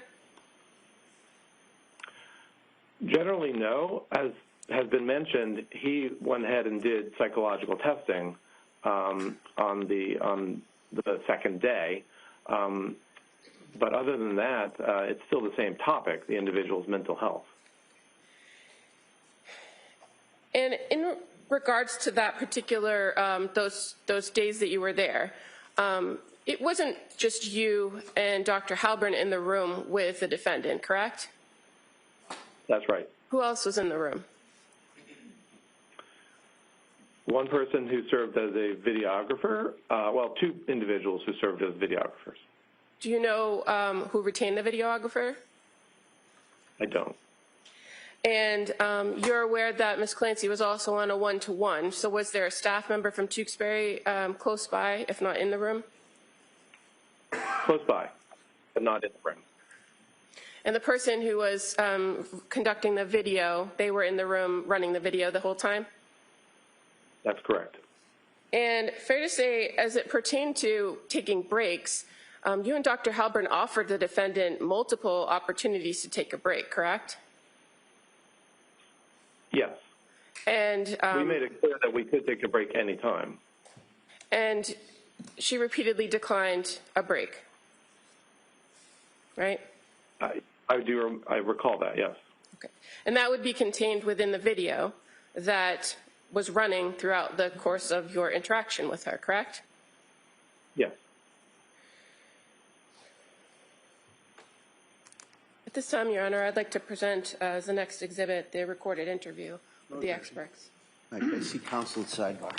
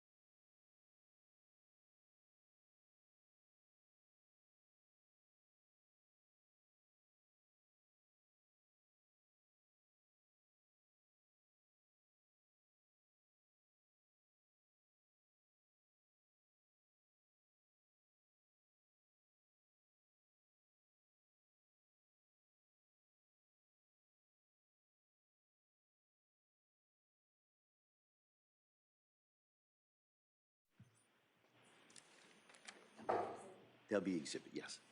Exhibit 292. Okay, no objection? No.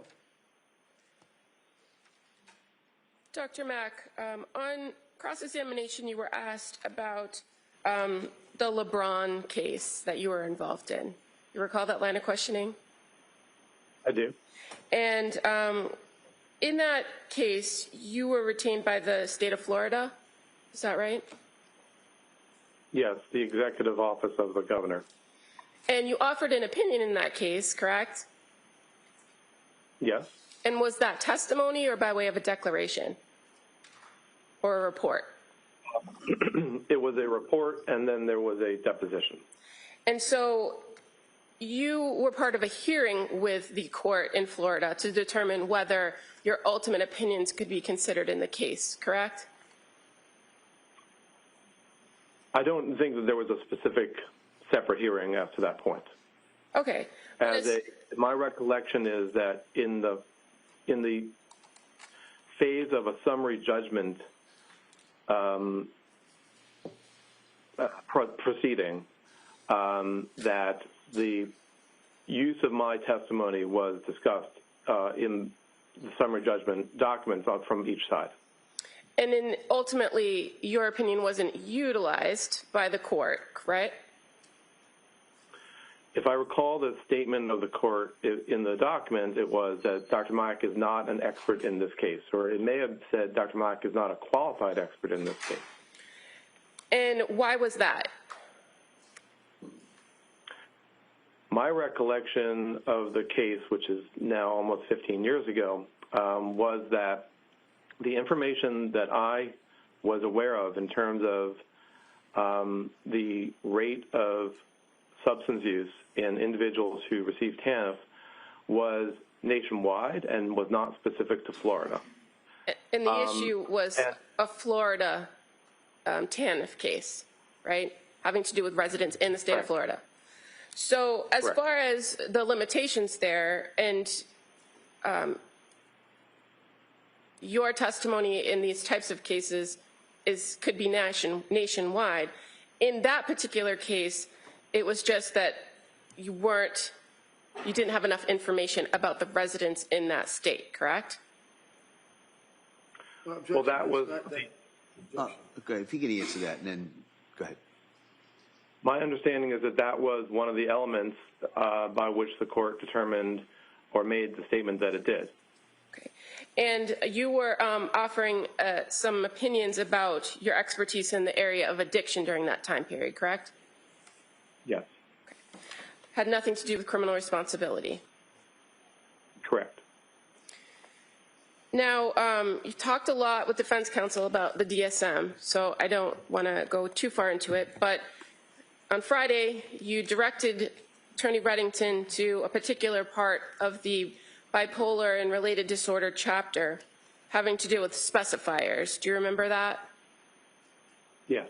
And you directed him to page 173, which referred to the specifier with peripartum onset. Can you just explain to us first what is a specifier when we're talking about the DSM?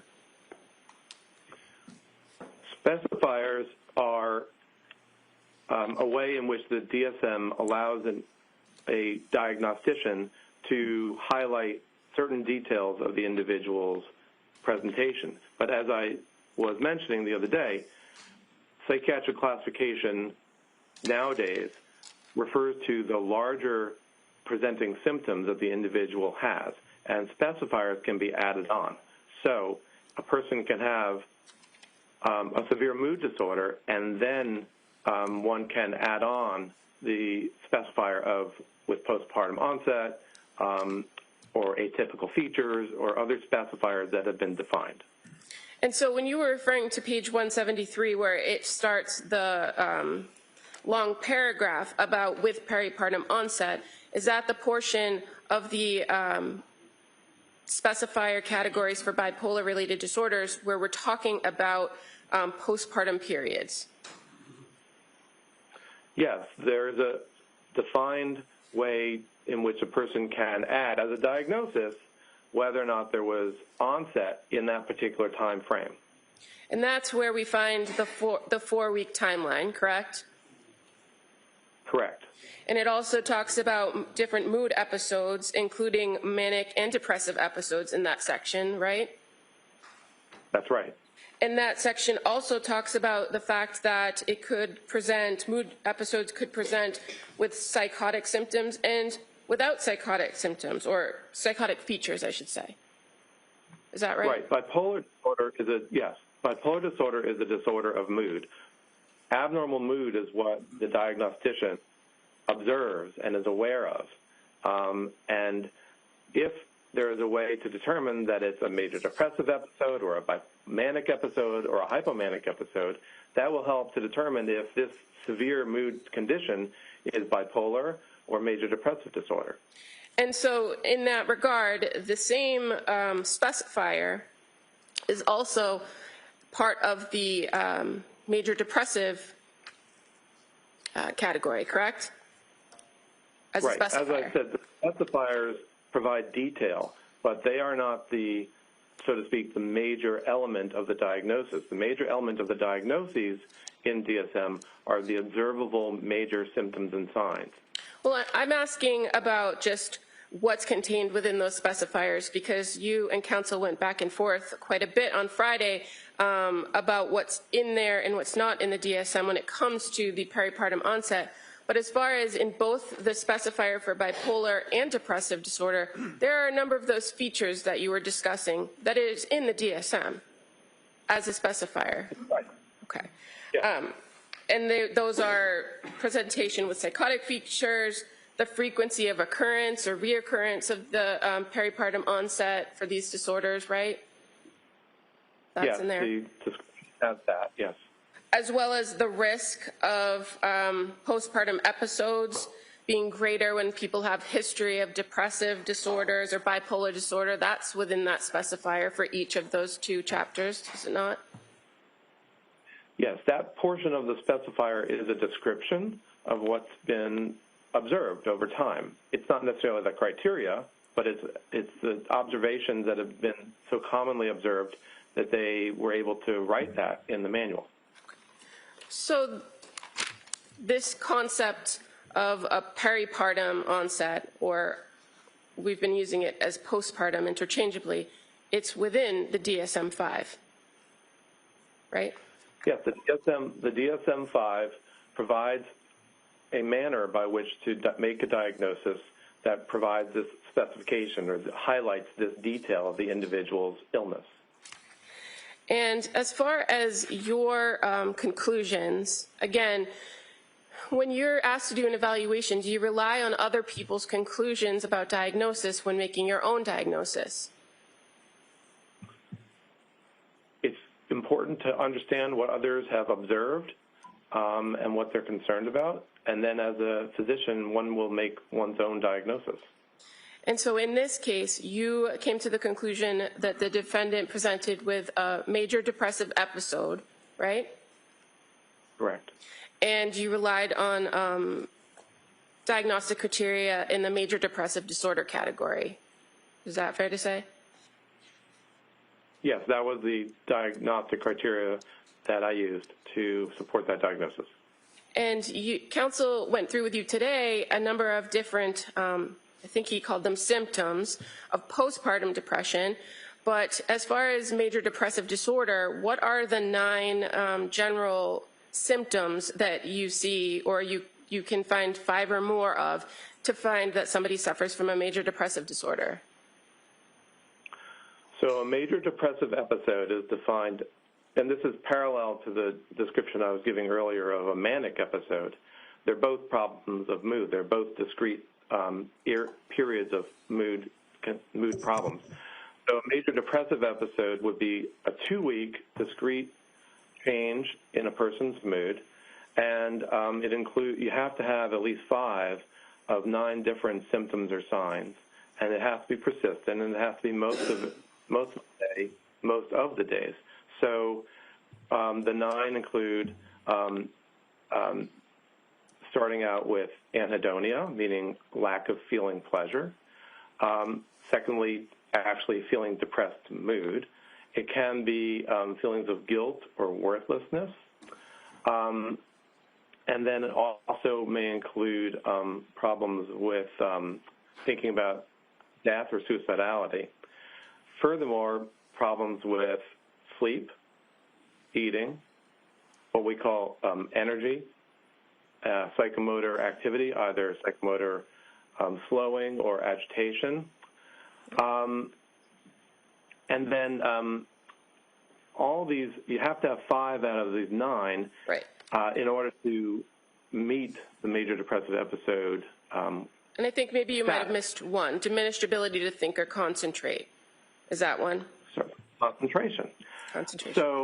So a lot of the symptoms that counsel read to you are symptoms that are in the category of a major depressive disorder. Is that correct? Yes, this is the method of making the diagnosis of a major depressive episode. So when you were asked on cross-examination about postpartum depression, and you kept answering that you found her to have a depressive disorder, are those the symptoms that you were speaking of when you were saying you found a major depressive disorder? Can I object? No, overruled. Leading? Correct. No, overruled. I'll allow it. I have nothing further. Okay. Thank you. Anything further? Just briefly, sir, are you suggesting that my office had any control over when you were able to go visit Lindsay in the hospital? Objection. No, overruled. I don't know if your office was involved, but I imagine, so I don't know. You don't know. Okay. I imagine your office was aware, Thank you. but I don't know. Doctor, I think you've answered the question. All right. Next.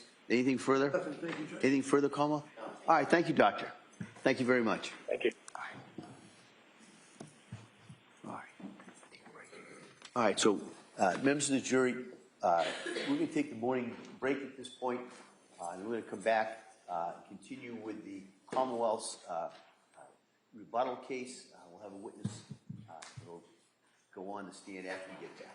All right. So we'll take the break at this time. Thank you. Court, all rise. Jurors, kindly close the notebook. Place them on the chairs, please.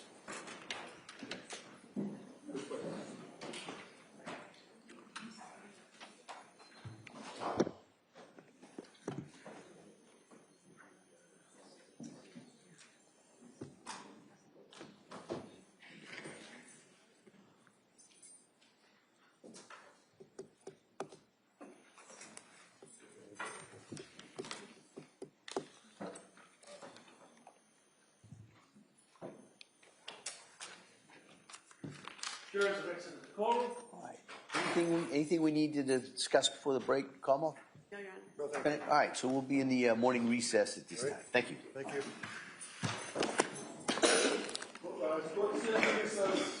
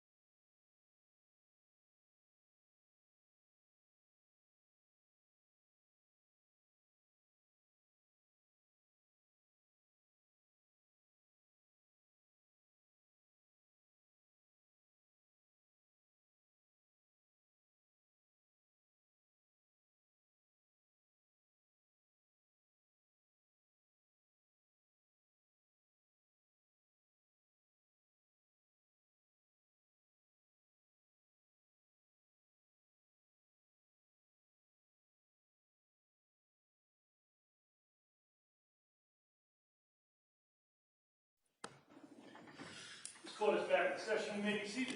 Your Honor, for the purpose of the record, we return back to the trial of Commonwealth versus Lindsay Clancy. All parties are present, excluding the jury. All right. Attorney Sprague, we ready for the jury? Yes, Your Honor. All right.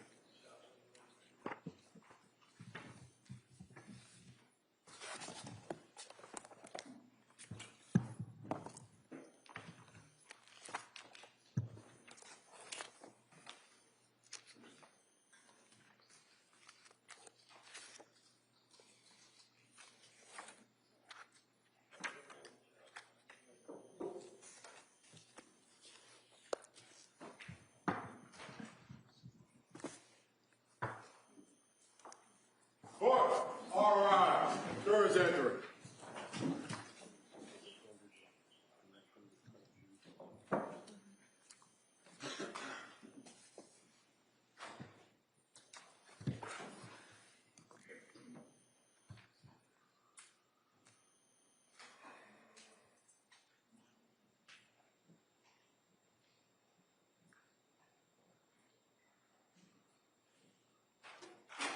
This court's now in session. Please be seated. Your Honor, for the purpose of the record, we return back to the trial of Commonwealth versus Lindsay Clancy. All parties are present, including the defendant and including the 18 jurors. All right. Thank you, Madam Clerk. Attorney Sprague, you call your next witness? Thank you, Your Honor. The Commonwealth calls Dr. Kirk Halbern.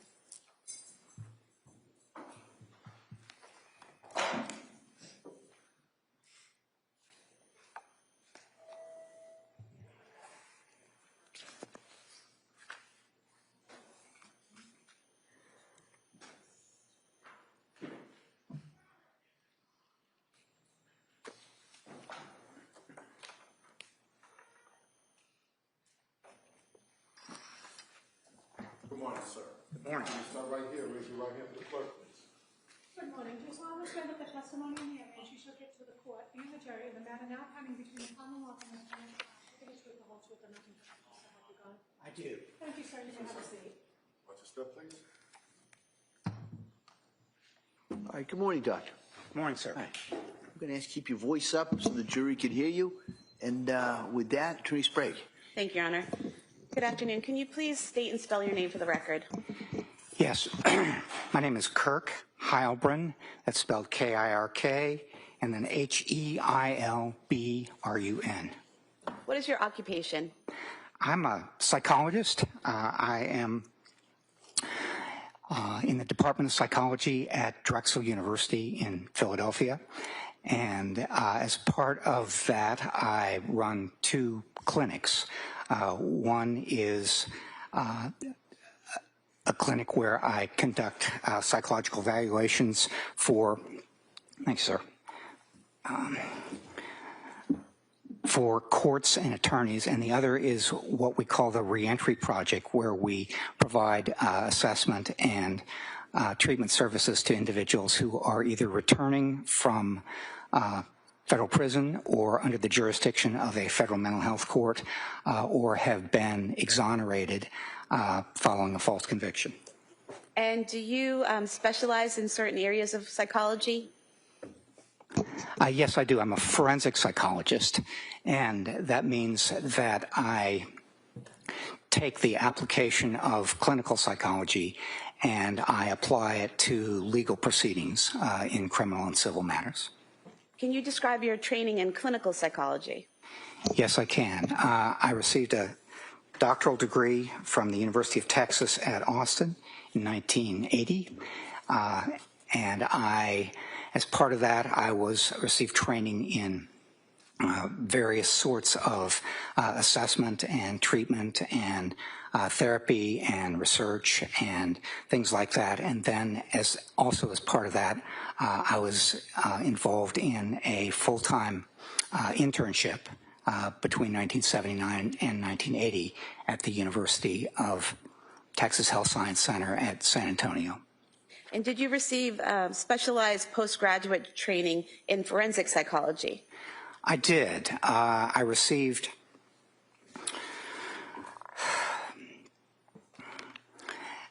from 1981 to 1982, I did a postdoctoral fellowship in the applications of psychology to crime and criminal justice.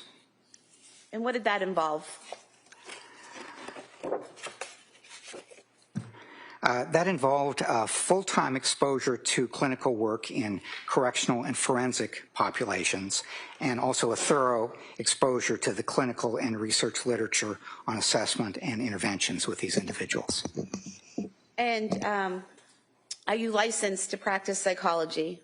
I am licensed in the state of Pennsylvania, and I'm also part of something called PsyPact, which allows people licensed in one state to practice on a temporary basis in another state.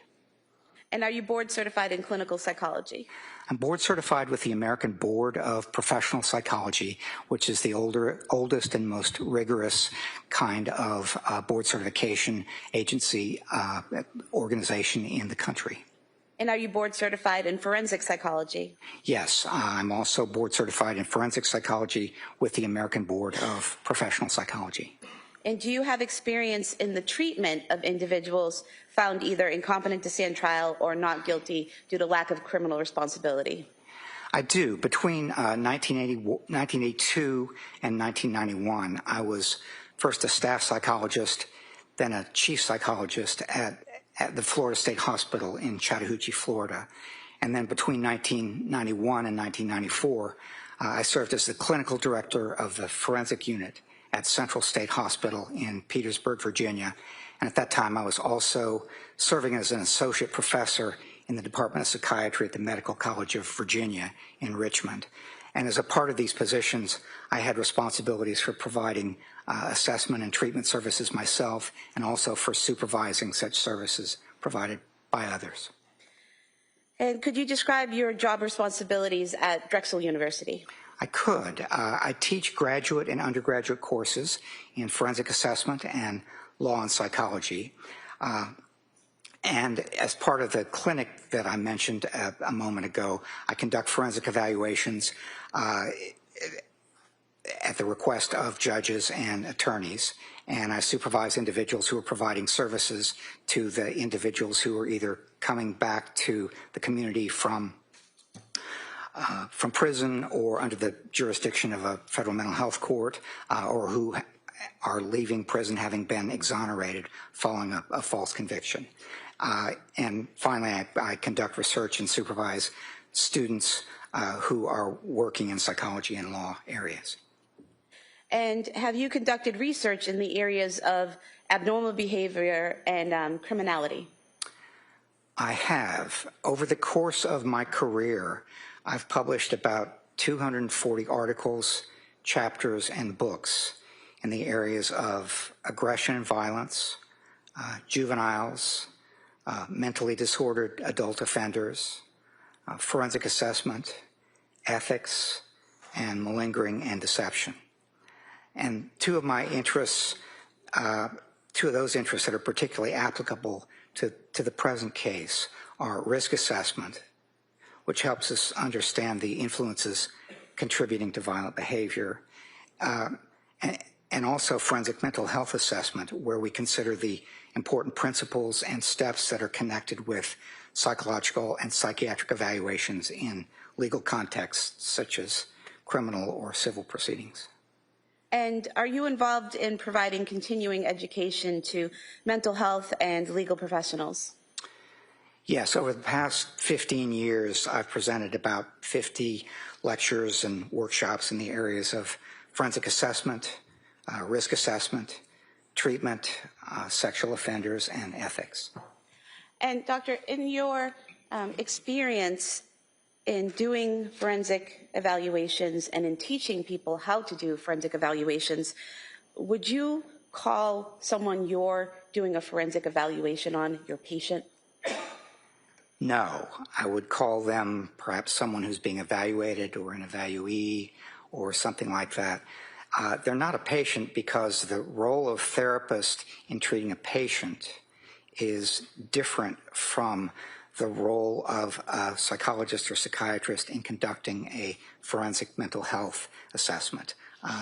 They're different in a number of different ways, but basically what we try to do as a forensic evaluator is we try our best to conduct a thorough evaluation in which we are out there and trying our best to be accurate and just come up with something that is as true and accurate as we can possibly make it in terms of evaluating the questions that were asked. When we're working as a therapist, basically we're working to help somebody improve in their in various kinds of difficulties that they're having in life, symptoms, problems, and that sort of thing. And the two can conflict sometimes because as a therapist, I just want to do my best to help somebody. As a forensic evaluator, I want to do my best to be as accurate and open and thorough as possible, even if it doesn't necessarily help someone. And seeing as you've treated patients and you've conducted forensic evaluations, would you conduct a forensic evaluation on one of your patients if requested?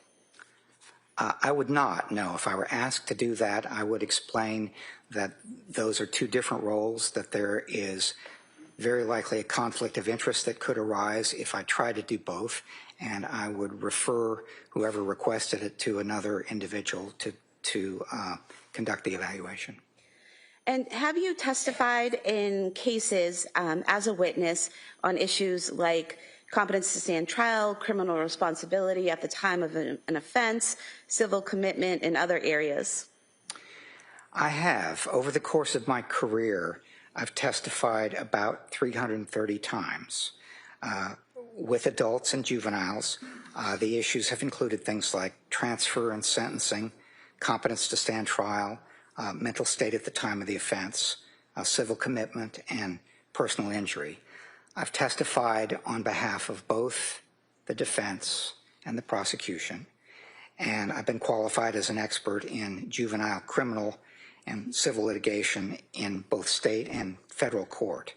And I estimate that over the course of my career, I have conducted about 75% of the time I've conducted an evaluation and testified on behalf of the defense. And the remaining 25% have been conducted and testified on behalf of the prosecution or by order of the court.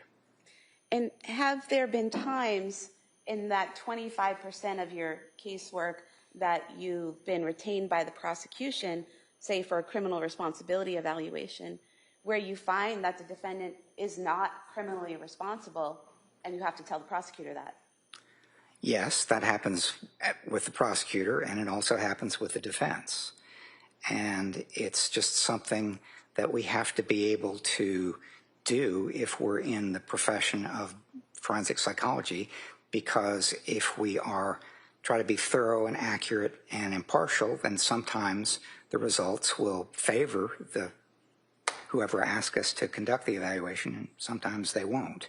And what they have to hear, if my findings don't favor them, is that they're probably not going to want to use it. And is there something called retention bias? There is. That's something that's been discussed, particularly in the last 10 or 15 years. And there are a number of different kinds of biases that the field has paid particular attention to, potentially, over the last 20 years or so. And retention bias is the bias that is a part of what we can experience when we want to or inclined to favor the side that asked us to conduct the evaluation. And that's an important consideration. And I'm aware of it, and I try to guard against it as much as possible by talking with others, getting multiple sources of information, and a variety of other ways of doing that. So when you conduct a forensic evaluation, you're actively guarding against having that retention bias? Yes. Now, have you specialized in any particular diagnosis or type of offense or legal question? I have not specialized in that way. Most of my forensic evaluation experience has been with criminal and juvenile matters, and they have often included alleged crimes of violence, but I haven't specialized in any particular kind of mental or emotional disorder, any particular kind of crime, anything like that. And when you say criminal and juvenile matters, are you referring to adults as the criminal portion and juveniles as juvenile? I am, yes. Okay. And do you find that there's a benefit to not focusing in on a particular illness or diagnosis or type of offense? Yes, I do. Among the biases I talked about a minute ago, there's something called confirmation bias.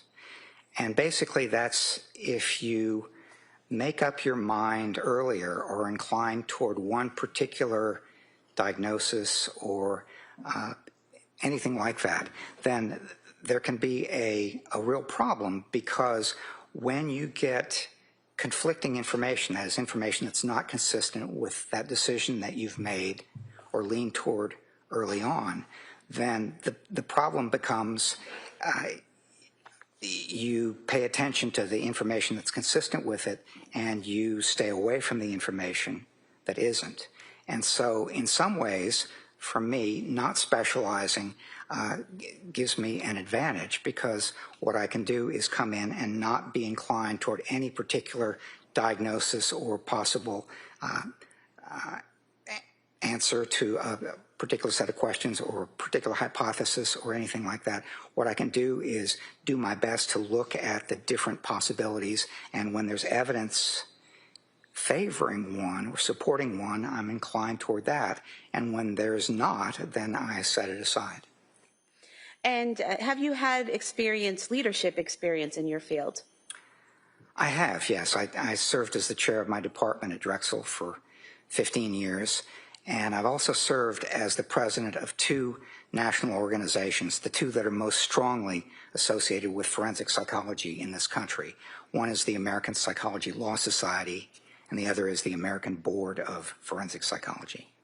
Your Honor, I'd move to submit Dr. Halbern's CV as the next exhibit. That may be admitted.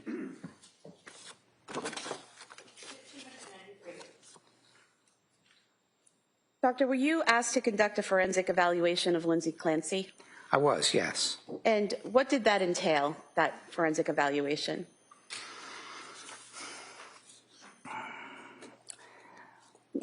One of the things it entailed is doing my best to review a lot of information, to meet with Ms. Clancy in an interview, to speak with her in particular about what happened around the time of the alleged offense, to conduct collateral interviews with other individuals and review a wide range of documents.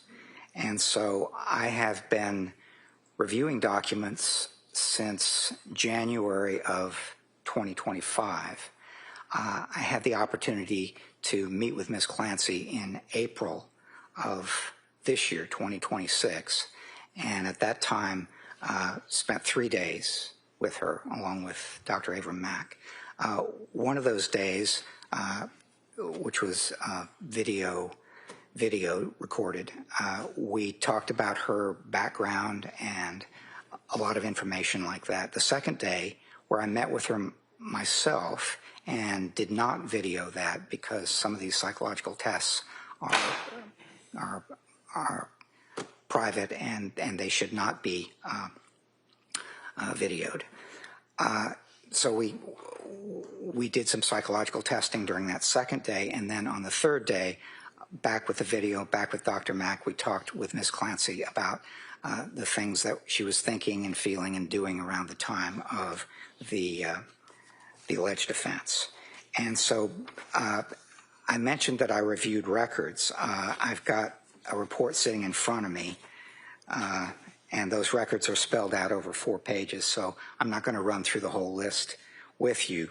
But those records did include things like cell phone records, the defense expert forensic psychiatric evaluation reports by Dr. Resnick and Dr. Spinelli, some Department of Children and Family records, digital forensic records including texts and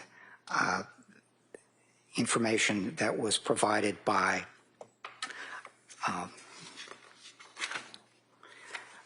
the watch that she wore, the Apple Watch, and the phone, variety of medical records, police investigative records, police interviews with many people, and grand jury proceedings, as well as surveillance footage of the Clancy family going to various places, Museum of Science visit, Cape Codder, CVs, that sort of thing. And in total, all the time that you took to review these documents, look at the evidence, interview and test Ms. Clancy, approximately how much time have you spent on this case? About 180 hours prior to coming to Plymouth. So most of that was spent in reviewing records. About 10 and a half hours was spent in meeting with Ms. Clancy and doing the testing. And then another hour and a half was spent in collateral interviews. And who did you interview in collateral interviews? I interviewed her former husband, Patrick Clancy, and his mother, Ms. Clancy's mother-in-law, Sue Clancy. And did you also request to interview Ms. Clancy's mother and sister? Not her mother. I did request to interview her sister, and I think she decided against that. Now, you mentioned that when you interviewed Ms. Clancy on the first and third days, you were with Dr. Mack, correct? Correct. Why is it that you two were interviewing Ms. Clancy together on those days? Well, that's something that I do sometimes, conduct a joint interview. That's done in training contexts, for example, a fair amount. And in this case, many of the questions that we were going to ask her, a large number of the questions that we were going to ask her about her background and her history were going to be similar. So we were able to conduct those, ask those questions in a way and save some time, keep her from having to go through and ask and answer them twice. Then the third day, again, many of the questions that we were going to ask had to do with her thinking, feeling, and behavior leading up to the time of January 24th. And basically, it involves kind of a step-by-step process, going very slowly, getting a lot of detail. And we expected that many of those questions, sort of step-by-step detail, were going to be things that we would be able to work on, or they were going to be things that we could ask twice, or we could ask once and see it on the video. And in terms of your interviewing Ms. Clancy together, after that was done, did the two of you come up with a joint opinion on a diagnosis? We did not, no. Although we were interviewing her together on 2 days, we took that information and we each independently came up with our own report, our own review of that information, our own analysis of what it meant, and so on. So, no, we wrote separate reports. We actually did not agree on the diagnosis.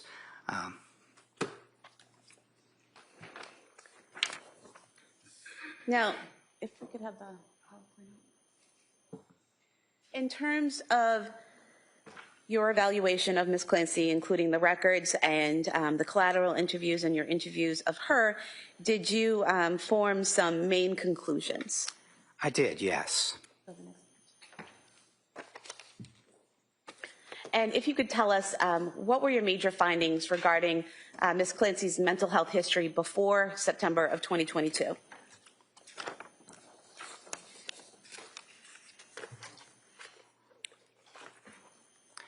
She had a fairly limited mental health history before September 2022. She did experience some anxiety related to achievement, She's a very strong student in school, and she got straight A's, basically. She experienced some anxiety while in nursing school doing case presentations because you have to stand up in front of a group, and that made her kind of anxious. And then she had some anxiety connected with her 3 pregnancies, some in the beginning about the ultrasounds and so on, and some sort of as she was returning to work. So after each child, she'd have some time off with a child, and then after several months she would return to work. And on each of those occasions, with Cora and Dawson and Callan, she had some anxiety because she didn't like to leave her children. That was an important consideration for her, whether it was dropping them off at school or returning to work or leaving them with a babysitter or going out with friends, going out on date night. She didn't like to leave them. And so those were some of the things that were connected with her mental health history before September of 2022. And this was in the context of her growing up as a highly achieving individual, getting very strong grades, competing in sports and competitive cheerleading. These are all things that the anxiety probably pushed her a little bit more in the direction of doing this very well, because she was a very hardworking and highly self-disciplined individual. She also grew up in a family that was close and comfortable, and had a number of friends that she spent time with, both as a girl and a teenager and so on. But she was very highly achieving, and I think one of the important aspects of her mental health history before September of 2022 is that she really did not experience anxiety in a way that interfered very much with her functioning. She had a little bit of she had about 6 months worth of treatment for the anxiety connected with the nursing school, but it was not something that interfered with her life very much prior to September of 2022. And doctor, did you also learn that growing up as a child, she didn't experience any type of abuse, witness any domestic violence, have any sort of trauma or anything like that as she was growing up? Yes, one of the psychological tests, which I'll talk about a little bit later, is called the Adverse Childhood Experiences measure, and that's something that asks an individual whether they went through what we would call adverse experiences or traumatic experiences as a child and an adolescent. And there are 10 of them, and if you have 4 or more of them, that puts you at higher risk for different kinds of adverse outcomes as an adult. She did not endorse any of those. So on the ACEs questionnaire, she had a 0, which really goes to the question that you ask of whether she had adverse or traumatic experiences as a child. And so she did not, correct? She did not report any. She did not report any, and there were any number of individuals who were asked similar questions about her childhood and her adolescence, and they all said basically no, she did not. And then can you tell us about your major findings for the mental health history beginning in September 2022? Yes, I can.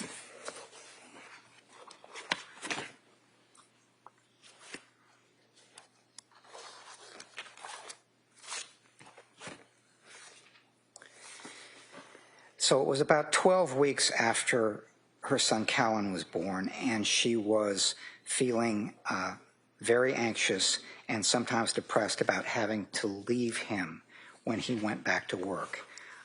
There were 2 reasons for that. One is that she had felt anxious about leaving her children on a number of occasions and with the previous kids. But the second reason was she was breastfeeding and Callan was not taking the bottle. And so she was worried if she went back to work. She worked as a labor and delivery nurse on the night shifts. And she was worried that if she left Callan home and he woke up in the night and wouldn't take the bottle, there would be a problem. And so that was what got her particularly anxious.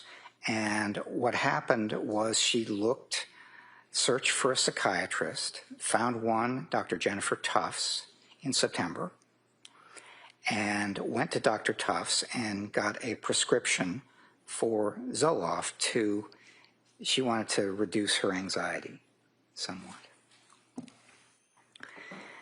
And she didn't begin taking it immediately. She was a little bit worried about the impact that it might have on the breast milk. But sometime in October, she began taking the Zoloft. And things started getting very difficult at that point. And doctor, did you learn how things became difficult from the records in your interview of her?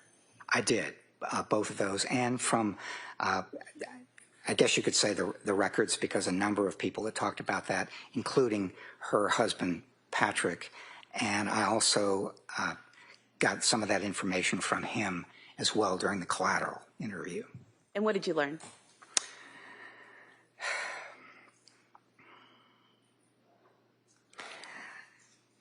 What was happening toward the end of his 12-week paternity leave is that she was getting more anxious when she started in mid-October taking the Zoloft.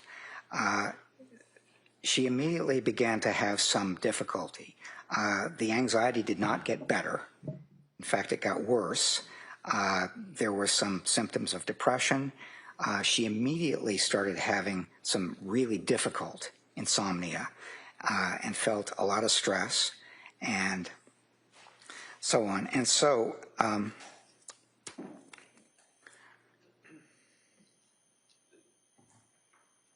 in October and moving into November, she had hoped to return to work and planned to return to work, but it was not going to work out for her because her symptoms were really difficult. So in the middle of November, she texted her mother-in-law, Sue Clancy, who was at work, also a nurse, and she was in the emergency room at South Shore Hospital. She felt unwell. She was having problems sleeping. She had a racing heart. She had lost some of her appetite. Continuing into November, she was struggling with anxiety, severe insomnia, palpitations. She was just having a lot of difficulty with the thought of leaving the baby, racing thoughts, feeling overwhelmed, and things like that. So moving further into November, into late November, she was just having real difficulty with sleep disruption, and she had concerns all along, starting in mid-October, about the impact of the medications. It was her thought that the medications were giving her some of these adverse reactions because it was really difficult for her to look at this and say, I wanted to get some improvement in the anxiety, and I did not. Instead, it got worse. And so late in November, she was still having a lot of trouble sleeping. She thought that she was close to what she called the end of her rope. She was feeling off and disconnected and sort of like a zombie. And she began to report panic symptoms, concerns about being addicted or dependent on the benzodiazepines, some kind of disoriented and forgetful and disconnected from her body. So she was having a lot of difficulty with what she thought were the medication that was resulting in this kind of impact. And then into December, it was not getting better. And sir, if I could just interrupt you. Yes. On your PowerPoint here, are we still on number 3 here, or have we moved on? I don't know as he finished his answer. Why don't you come in focus? Are we still on number 3, or have we moved on? We're still on number 2, but, okay. but I'm also slipping in a little bit of number 3 as I answer number 2. Okay. And if you could please continue describing what was happening in December of 2022. Yes. Around this time, late November, early December, she began to experience what she called horrible, intrusive thoughts. And those thoughts were about harming herself, potentially. And as she continued to experience these kinds of thoughts later into December and January, they would occasionally be about harming the children. But for the most part, particularly early on, these were thoughts about possible suicide and harming herself. And the way she described it is these thoughts would just pop into my head, and they included things like, your brain is damaged, you need to kill yourself. Now, the way she described these is they were not auditory hallucinations. Instead, they were her own thoughts. They were intrusive and unwelcome, but they were not auditory hallucinations. And that's important because if she had been hearing a voice like you're hearing my voice right now, it comes from outside of your head. And that's a different kind of a symptom than having thoughts, even unwelcome and intrusive thoughts, that are in your head. If it's coming from outside, that is very likely a psychotic symptom. And if it's a psychotic symptom, then that has different implications for what's wrong with you, as opposed to something that is unwelcome and intrusive, but inside your own head. And doctor, the way she described these thoughts that she was having in December about harming herself, in the medical records and in her conversations with you, she described those as unwelcome but internal thoughts, correct? Yes, that's right. It was important because of what I just said that I asked her the question, when you were experiencing these thoughts, were they like your own thoughts or were they like auditory hallucinations? And she said they were like my own thoughts. And she made it clear that they were unwelcome and intrusive, but they were like my own thoughts. And she didn't get to talking about experiencing auditory hallucinations, as I will talk about a little bit later, until January 24th. And so she continued to have real difficulty with various kinds of problems. She had lost about 15 pounds, not intending to. She was having tremors and sweating and GI symptoms and sadness, severe depression, that sort of thing, as she described it. Feeling numb and zombie-like were her words, again in December. And then by middle December, it was getting very difficult for her as she talked about it. Her sleep was getting a little bit better, but she was continuing to have significant symptoms of depression, things like hopelessness and the loss of capacity for pleasure and things like that. She described her experience on December 15th of 2022 as one of her worst days. She went to, her husband took her to Mass General that day, and she did not stay very long, but it was one of those things that was really difficult. The symptoms were, as she saw it, pretty bad. And then on December 20th, she went to a hospital called Women and Infants in Rhode Island, and they had a day program for postpartum individuals having difficulties. And they said that they weren't going to take her, that she didn't meet their criteria for the postpartum program. Generally, that was because they said that she looked like she was having general anxiety symptoms and depressive disorders, but not so much the postpartum necessarily. And doctor, if I could just stop you No. Yes. You finished with that description of what information you got from that provider? Not quite, Judge, but almost. Okay. I apologize. Yes. You can finish.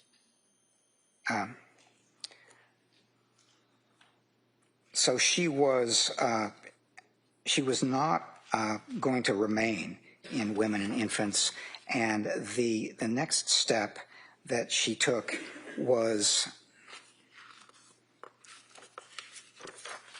hospitalization at McLean. And so if I could ask you a follow-up question now before we Yes. go on to McLean. Yes. About women and infants. Were you able to review the women and infants records? I was, yes.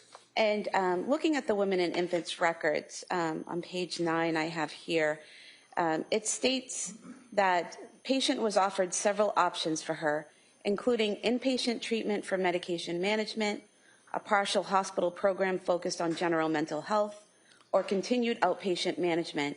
Patient plans to follow up with her outpatient provider for guidance.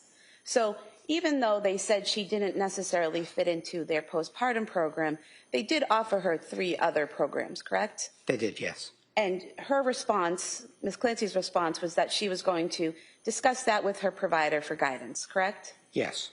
And in reviewing the records of Dr. Tufts and Rebecca Gelada, did you ever see any mention of the defendant actually following through with that and discussing with them those 3 options that were offered by women and infants? No, what I saw is that they were back to being treated according to the plan and the medication and so on. But she was back to being treated, discussing with Dr. Tufts what the best implications were for treatment. Okay. And then you were about to talk about what happened at McLean. So if you could please tell us what you learned about McLean and how that was impactful to your analysis or your evaluation. Yes. She was admitted to McLean on January 1st of 2023. And what got her there was suicidal thinking. That was very difficult for her. That was a very difficult time to experience that sort of thing. And so she went into McLean on January 1st, and their admission documentation listed postpartum depression and major depressive disorder, which they described as recurrent and mild. While she was in McLean, what she reported as her primary concern was insomnia. And she said that while she was hospitalized, it actually made her more anxious than being at home. And when she was asked about the suicidal impulses and thoughts, she said that she would not commit suicide because of her children and her mother. So she had they asked about reasons for living, among other things, and those were some of the ones that she cited. Doctor, would that be called a protective factor? Yes, sometimes it's called a protective factor. And that's something that protects you or prevents you from committing suicide? Yes, would keep you from doing something like that. Okay. And then what were your further findings? So she stayed at McLean for 5 days, and she was documented as not having safety concerns and at minimal risk for returning to the community by January 3rd.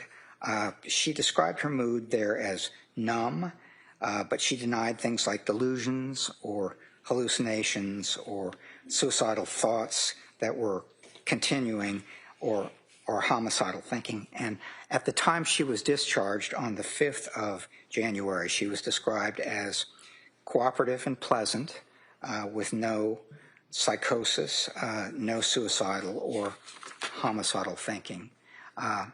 And she said, when I was asking her about it, that when she left McLean, she had what she described as a small shred of hope after discharge, because she was off of medication, Seroquel, which she thought was causing her a lot of trouble.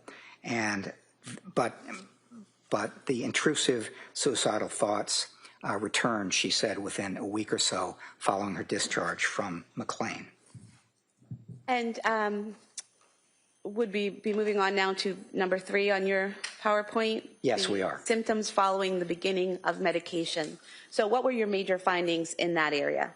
Well, I have, I think I've combined 2 and 3 as I've talked about this, because one of the things about this is after she started taking the medication in October, the Zoloft, she had,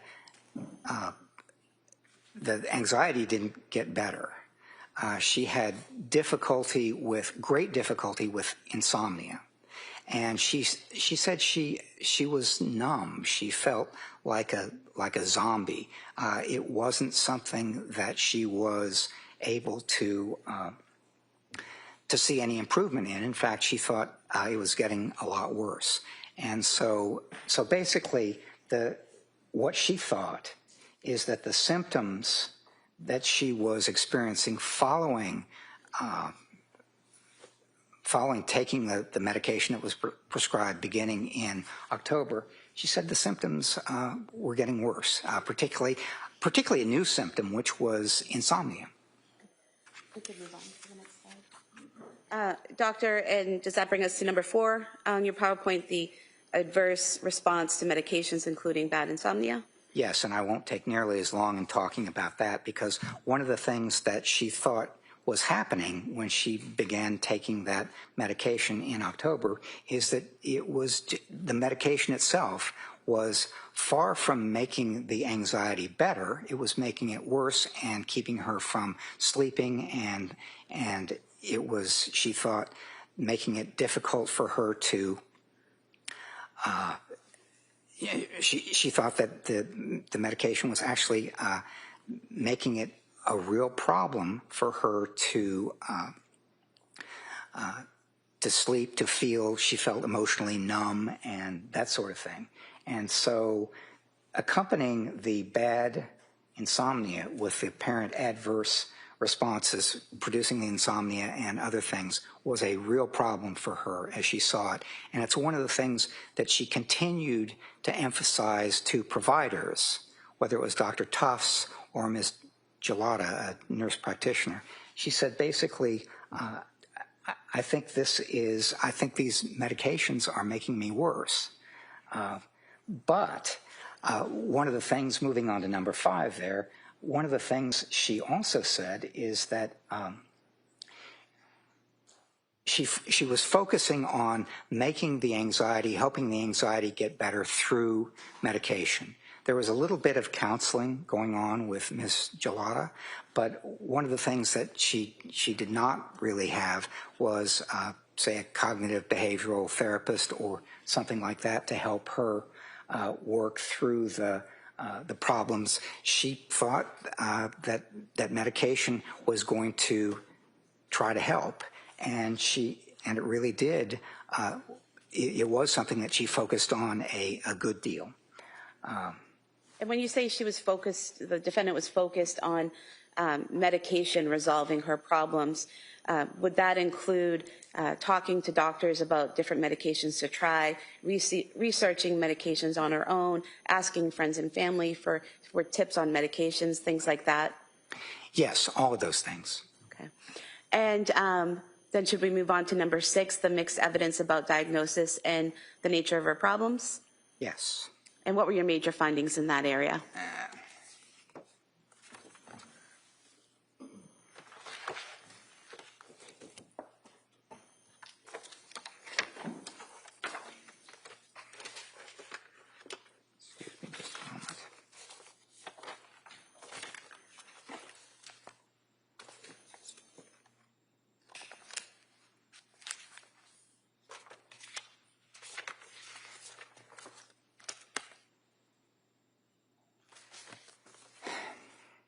Over the course of the time that she was going through these experiences between mid-October and late January, she'd had a lot of providers offer a lot of diagnoses, and there were a lot of complicating considerations. So among some of the diagnoses that she'd been given were adjustment disorder with anxiety and depression, generalized anxiety disorder, major depressive disorder, bipolar disorder 2, postpartum depression, postpartum psychosis, post-traumatic stress disorder.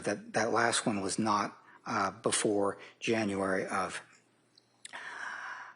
2023, but it's something that she has right now. And in addition to those diagnoses, which sort of implies that she has a disorder and she has symptoms, there were complicating factors.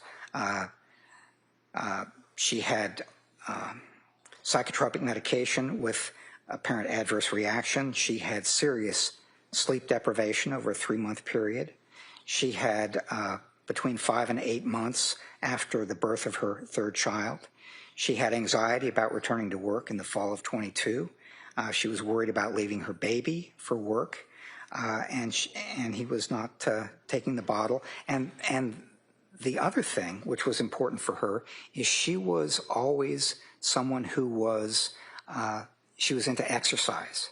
And she stopped exercising sometime in October when she started having these adverse reactions.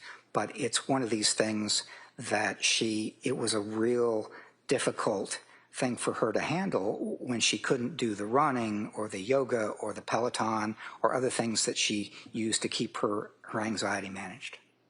Were you aware that she was able to return to exercising on several dates in December and in January, going to the Kingsbury Club where she was a member? Yes, she was trying that, yes. Yeah.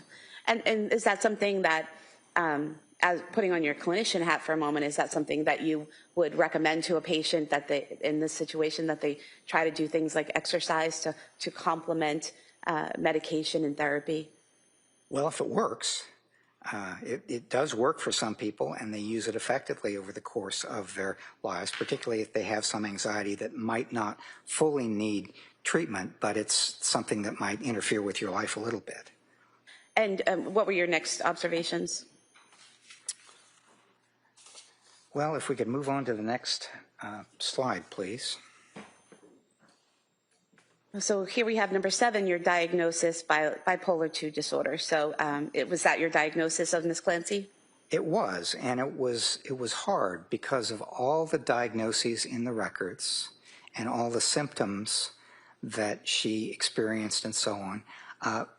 To make a diagnosis of bipolar disorder or bipolar 2 disorder, which is a kind of a less serious way of experiencing bipolar disorder, you have to have identifiable mood swings, and one is a period of depression, which she certainly had, but a period of depression, and that was something that made a big difference over a certain period of time in depressed symptoms and sadness and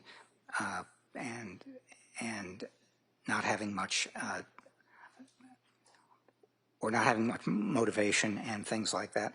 But you also, for a bipolar diagnosis, need something where you have an identifiable period where the mood is much greater. It's much,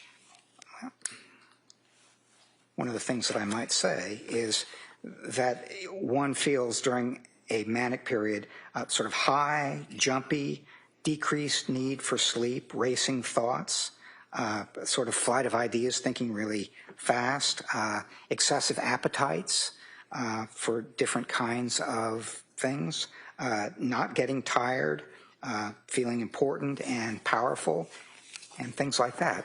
And I was having a hard time finding something that looked like it was a manic episode. There were times when she felt, as she described it after the birth of different children, she felt good, she felt on top of the world, she felt really close to them, her husband and her kids, and so on. But it's also something that it didn't look like a manic episode so much as it looked like she was really feeling good and getting back into exercise and things like that. So it's one of those considerations where the thing that sort of gave me pause for a while in diagnosing a bipolar disorder is that I didn't see that manic episode. But what really convinced me is that she's been at Duxbury now for more than 3.5 years. And the diagnosis of record at Duxbury is bipolar disorder. And they are, as I read the records, very careful about what they prescribe and how much, and various other kinds of considerations. And one of the things that the records reflect is that when she was on some medication that's prescribed to help stabilize her mood, and it was discontinued for medical reasons, she had a kind of immediate response to that, which is to say, she noticed it, and that's a consideration as well. So I ended up with making a diagnosis of bipolar II disorder, which is a slightly less, not slightly, it's a less severe form of bipolar disorder. And doctor, why did you diagnose with bipolar II and not bipolar? Because bipolar, as I said, is a more severe kind of diagnosis. It's more noticeable. And if you had a bipolar diagnosis, then I would want to see something that clearly and definitely looks like a manic episode. And I did not see any evidence of that before January 24th of 2023. And there were some incidents that have been described by witnesses who have testified and in the medical records, things like the defendant cleaning out her garage with her husband at one point in time. Was that something that you did or did not see as manic, and why? Well, there was some indication in the records that some people thought it was manic. I did not see it that way. She did not describe, when I asked her, she did not describe that as a manic episode. She didn't think it was. And when I talked to Patrick Clancy, he said he didn't think it was either. And basically it was cleaning out the garage and getting a lot of stuff into 20 trash bags and so on. But one of the things he said is, they were both working hard, but it wasn't all her out there putting stuff in 20 trash bags and he wasn't a part of it. He said he was definitely a part of it.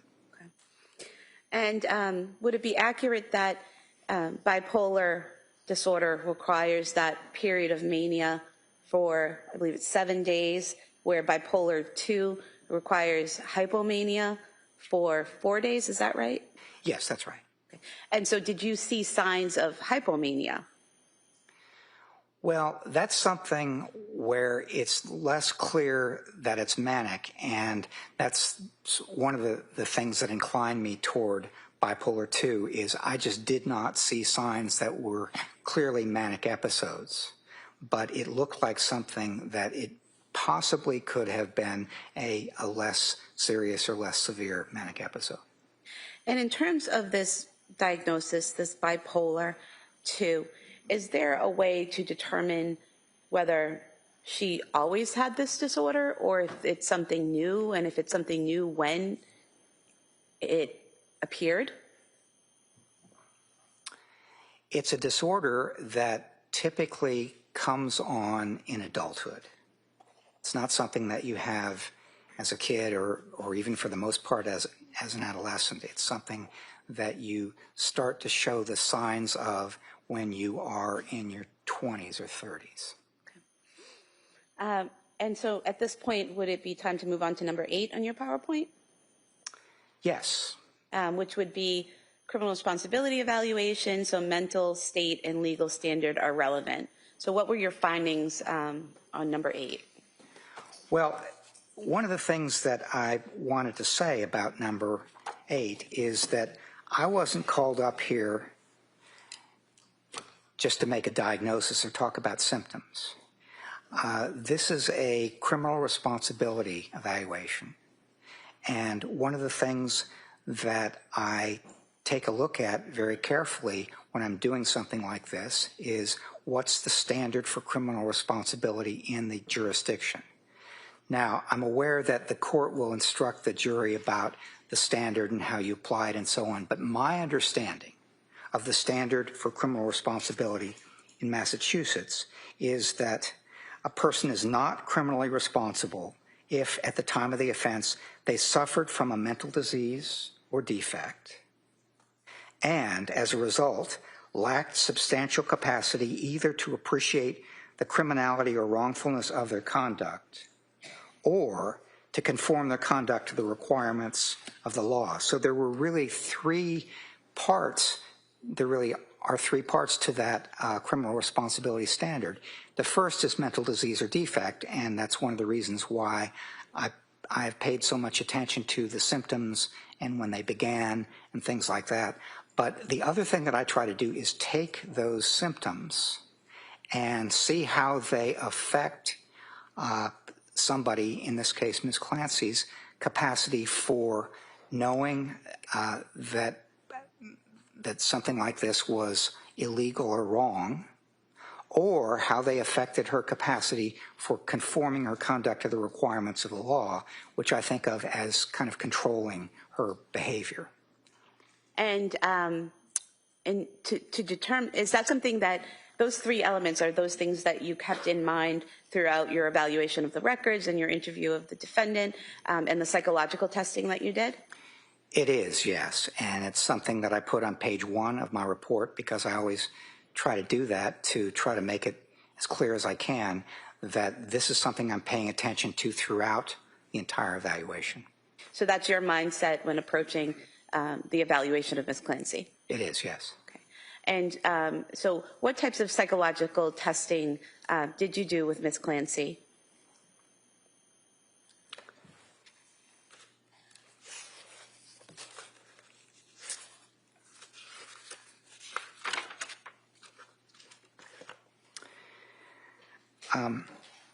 There were several reasons why I wanted to do psychological testing.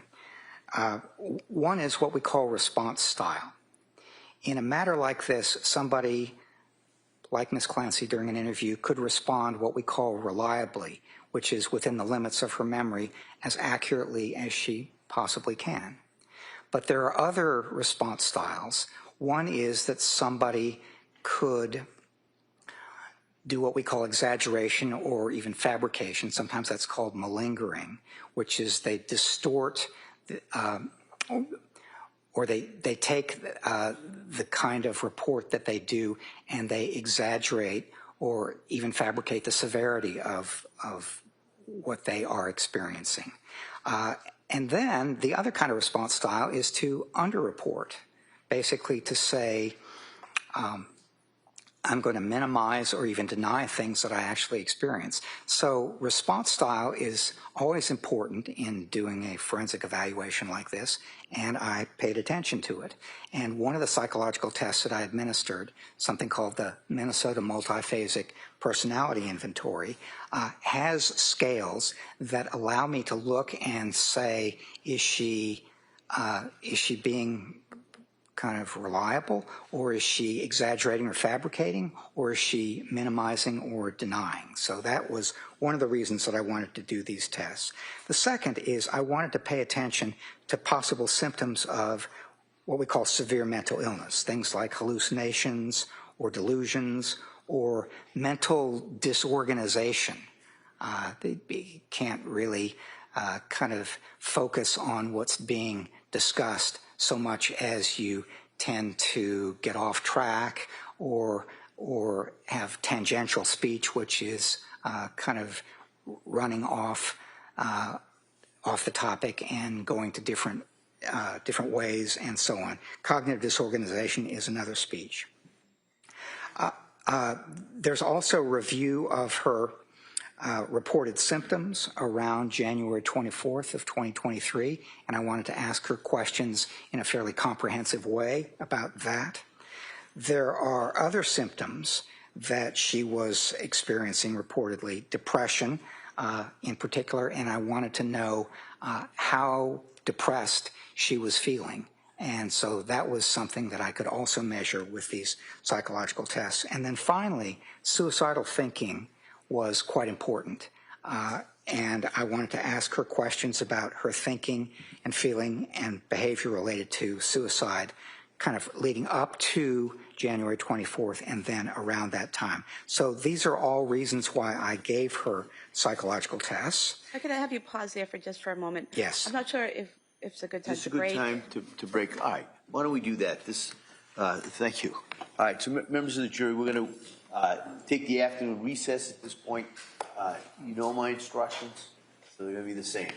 Don't talk about this case. Don't do any research about this case. Don't listen to anything about it. Don't read anything about it. Have a nice break, and we'll have you come back here about 2 o'clock. Okay? Court, all rise.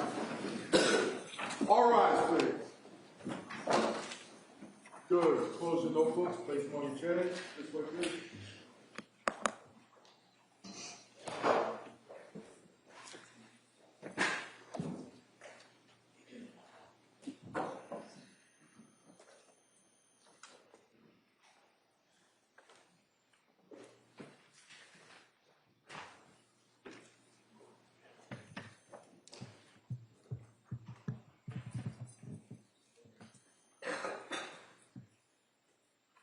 All right, Doc, you may step down.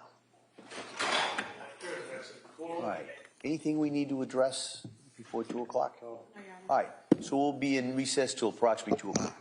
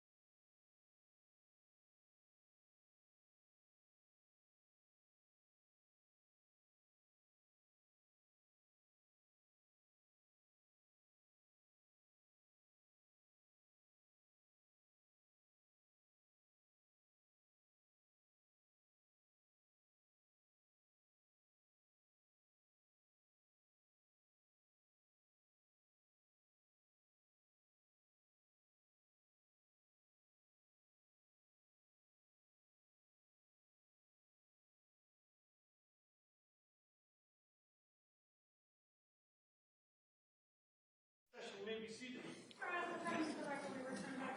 Commonwealth versus Lindsay Clancy. All parties are present, excluding the jury. All right, counsel, we all set for the jury? Yes, Your Honor. All right, yeah, bring him in.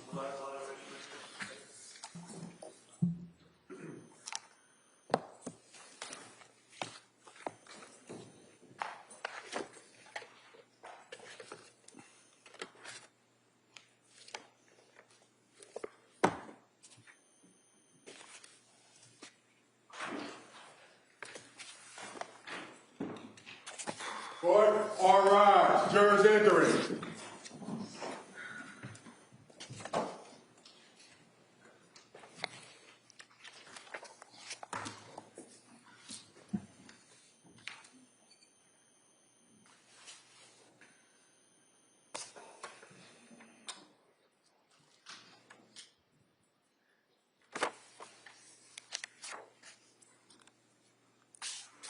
This court is now in session. Please be seated.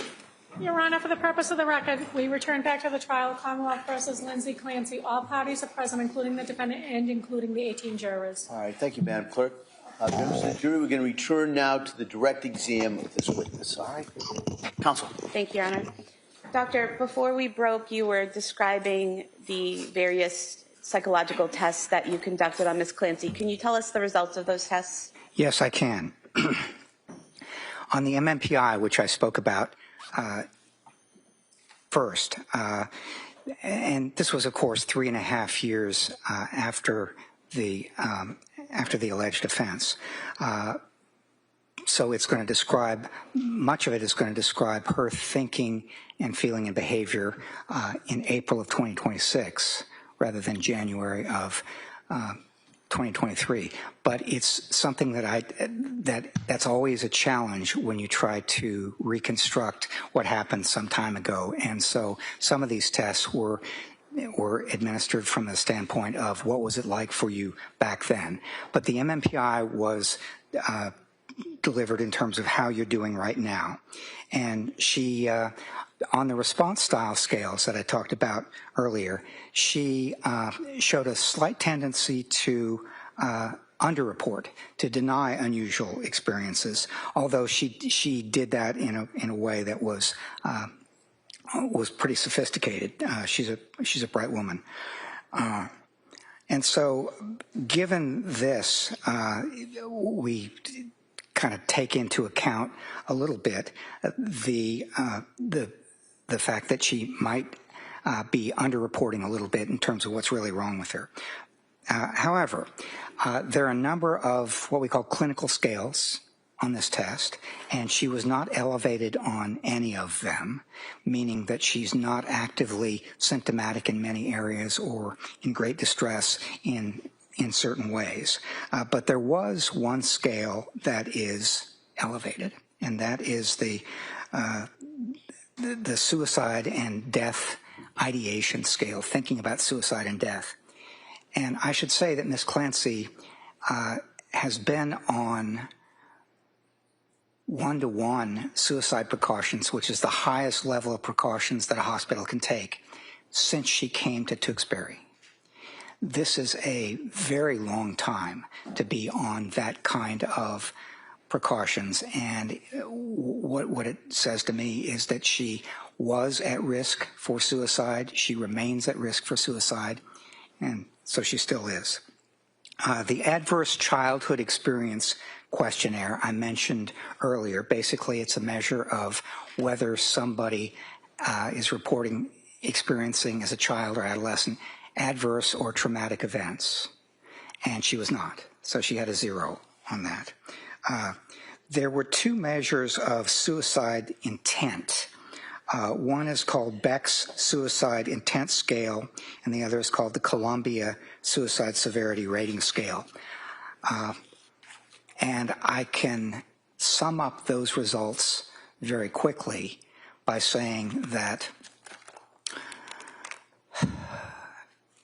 when she responded to one of them as she would have if she'd been filling it out in January of 2023, what it suggested is that this was a very serious suicide attempt at that time. And when she responded to both of them as she feels right now. She also was indicating that she remains at high risk for suicide, and hence the one-to-one supervision for 3.5 years. The brief symptom inventory is something where you ask people about a number of possible symptoms that they've been experiencing within the last month or so.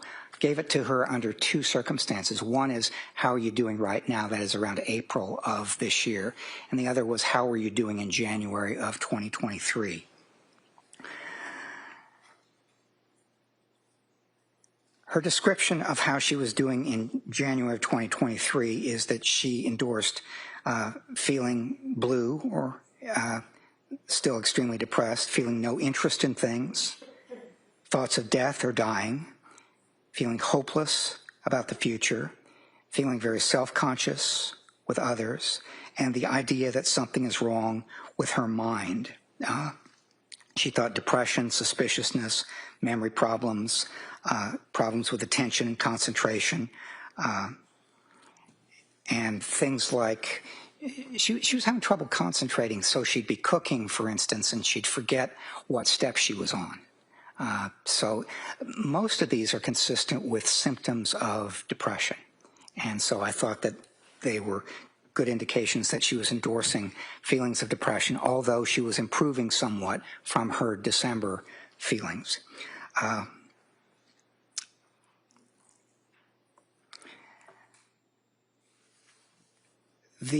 Something called the Obsessional Beliefs Questionnaire has 3 scales. One scale is kind of responsibility threat estimation, which is a belief about your personal responsibility and overestimation of threats. She was not elevated on that.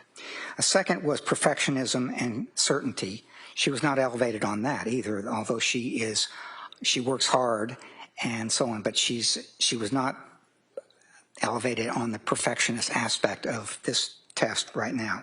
However, she was elevated on something called importance and control of thoughts, meaning that for her, it's always been important to be able to work hard and control what's going on with her mind and her life.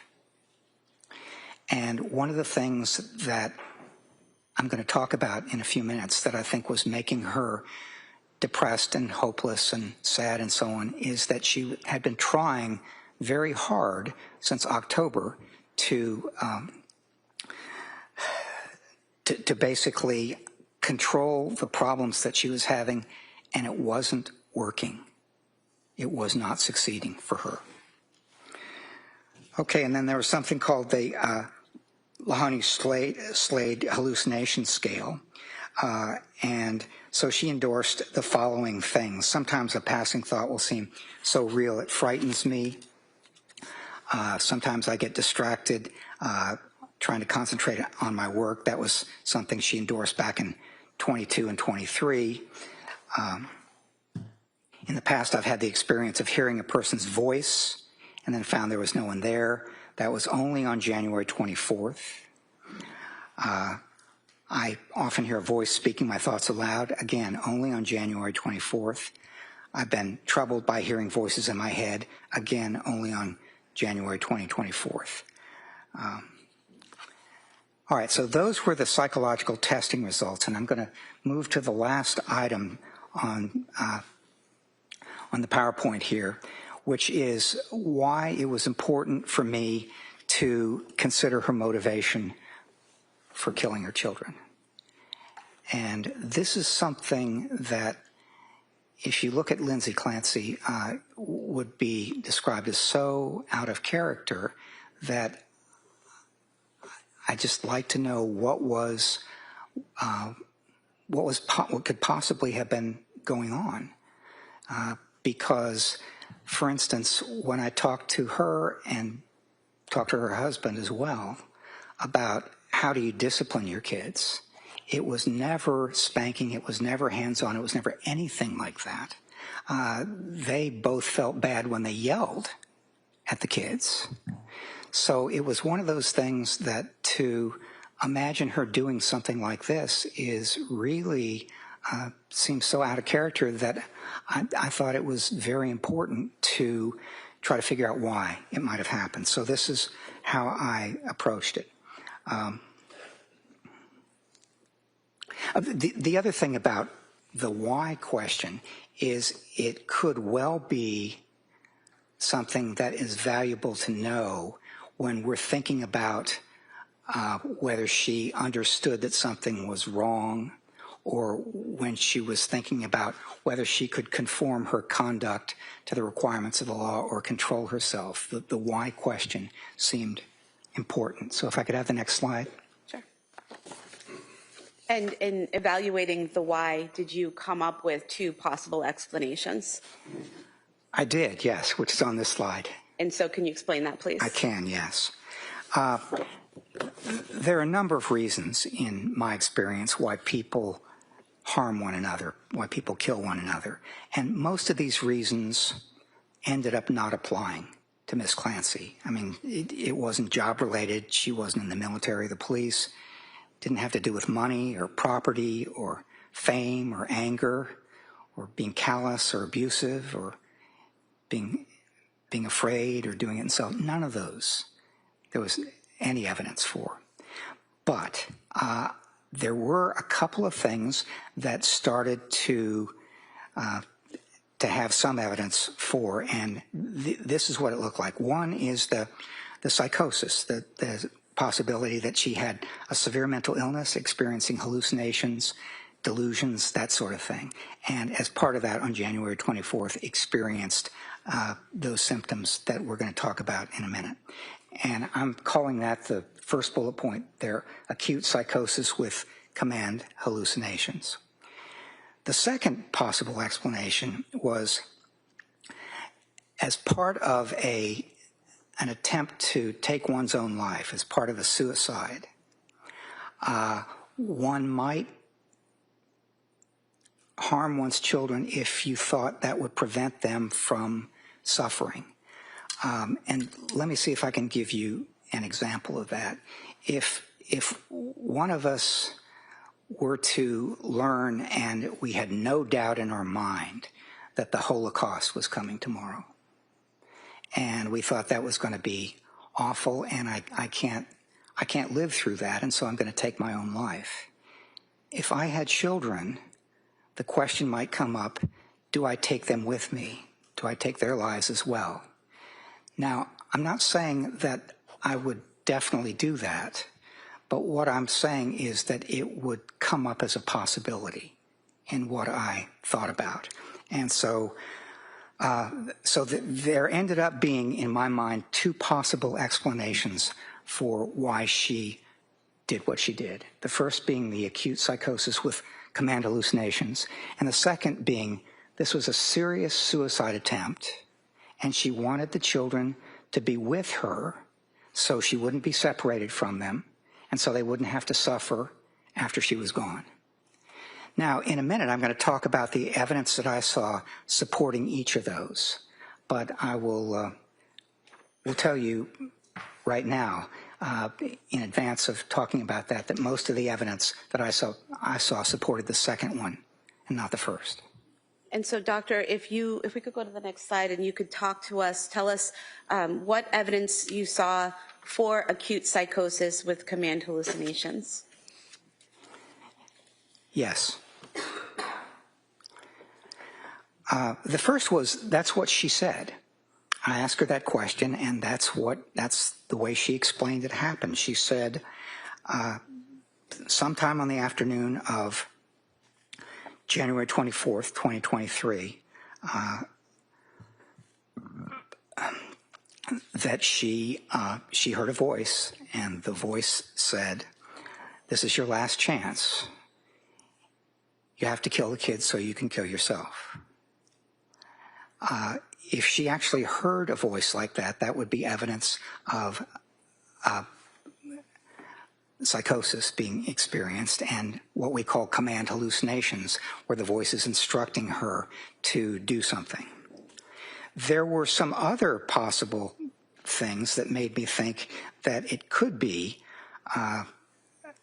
a severe mental illness that she was experiencing, and two in particular. One was thinking that others might know her thoughts. Now, this is something that is a symptom of psychosis called thought broadcasting if it's experienced in a certain way.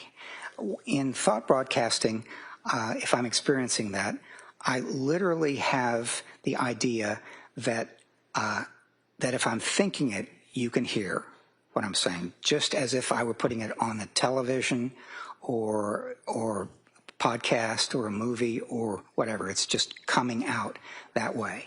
I asked her about that, and she said, and other people asked her about that too, and she said it was not thought broadcasting, but these were very vivid thoughts, and she thought that it might be that people could hear them as vivid and strong as they were. The second possible symptom is that thinking police might take her children. Now, in some of the records I saw people saying, well, this looks like a paranoid delusion to me. And I will tell you that it didn't look either paranoid or like a delusion to me. And here's why. I'm a healthcare professional, and that means that in Pennsylvania and every other state I know, I'm a mandated reporter. If someone tells me in therapy or in an assessment that they think that a child is going to be injured or severely hurt or that might happen, then I'm required by law to contact Childline in Pennsylvania. Ms. Clancy is a labor and delivery nurse. She's a healthcare professional as well. And so it's one of those things where if she had said to a psychiatrist, psychologist, anyone providing treatment, that she thought she was experiencing ideas like she might harm her kids, she would know as a mandated reporter that they were legally required to report that. Now, that might not mean that the police would literally come and take her kids away, but it would mean that there would be an investigation. She would have to answer questions, and it might be that for a period of time she would be separated from the children. And Doctor, is it? Well, can she answer? I thought he was done. I don't know. Well, let's find out. Are you done? I just want to ask a follow-up question about your last point. Is that okay? Oh, yes, that's okay. And so you mentioned you didn't think it was a delusion. Is it true that a delusion is a fixed false belief? Yes, that's the way it's defined. And so Ms. Clancy thinking that if someone knew she thought of harming her kids might be taken away, that's not a false belief, correct? Well, that was what I was trying to say, is that it is not a false belief. It's quite possible that it could come to pass. And if you could continue with your discussion of why the evidence you saw for acute psychosis. Yes. The other point there at the bottom is that it's appealing as an explanation because it could explain acts that seem so out of character for her. You don't have to get complicated at all. It's just, I had a psychotic episode. I heard a voice. The voice told me to do something terrible. I did it. And after considering the evidence for acute psychosis, command hallucinations, did you then consider evidence against acute psychosis with command hallucinations? I did, yes. And what did you see? One of the reasons, well, the first bullet point here is that the way she described this as happening is that she heard a voice that she'd never heard before, experienced an hallucination, and she's never experienced it since, but she only experienced it for the 18 minutes or so that it took to kill the children. And to put it mildly, that would be a very, very unusual pattern or manifestation of how this kind of thing comes about. Very unusual. I've been doing this kind of evaluation for many, many years, and I'm always very careful when someone tells me that they experience a symptom only during the course of committing an offense. Why is that, doctor? Why are you careful when someone tells you that they only experience this voice during a criminal offense? Well, because it provides a convenient way of lessening your own culpability. I mean, it's always possible, but as I said, I find it very, very rare, whereas an explanation for why somebody did something, somebody might look at that and say, it's a convenient way of somebody looks at me and I don't have the same culpability that I would otherwise. And what was the next part of evidence that you saw against acute psychosis? There was some discussion of whether this was postpartum, and so she was about 8 months away from having given birth to Cowan, her youngest child, and most of the explanations or most of the sources of authority like DSM-5 or the Cleveland Clinic will point to maybe 1 month after birth or 2 months after birth or something like that. But the farther away you get time-wise from the birth, the less likely it is under those kinds of authority to be postpartum. Now, it could be something else. And there were certainly some things that I saw that were symptoms of depression and other sorts of things that she experienced in January. But it was, given the time, it was less likely, I thought, to be postpartum. Then the next bullet was inconsistencies in her account. To me, when asked about this, she said, the voice said, "This is your last chance. You have to kill the kids so you can kill yourself." And it just kept repeating that, and only that, and only that, for about 18 minutes, or the duration of the time it took to do this. There were other times, though, for instance, when she was in the hospital after this happened and was talking to a psychiatric attending, when she said that the voice had said other things, for example, the children will suffer without you, or you have to take the kids with you, or things like that. So inconsistency is important because it suggests inaccuracy. In other words, which version is accurate? Is it the first? Is it the second? Is it neither? I mean, here it couldn't be both, because she said, I only heard this. To some people she said that, and then I heard this plus this. To other people she said that. And doctor, if she had said to a third person that it was a different version, such as you have to kill the kids so you can kill yourself because there's a danger to you and the kids, would that be a further consideration of the inconsistencies? Objection. Yeah, overruled. Yes.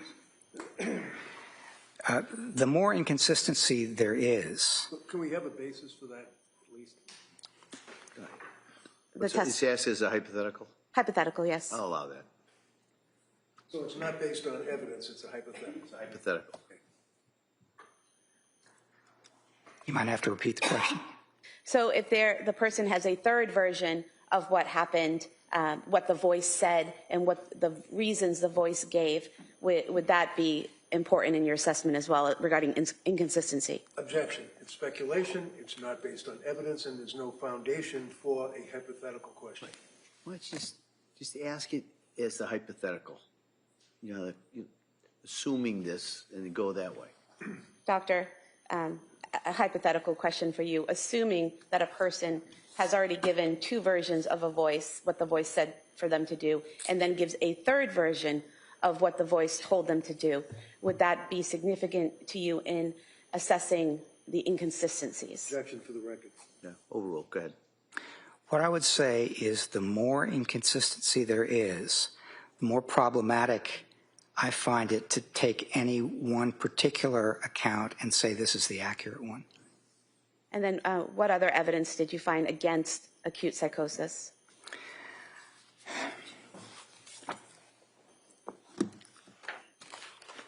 There is some research that's been conducted on malingered hallucinations, which are accounts of hallucinations that are exaggerated or fabricated. And I found it useful to look at that research and see what it suggested and kind of lay it out there in terms of the way she described it. So some research suggests that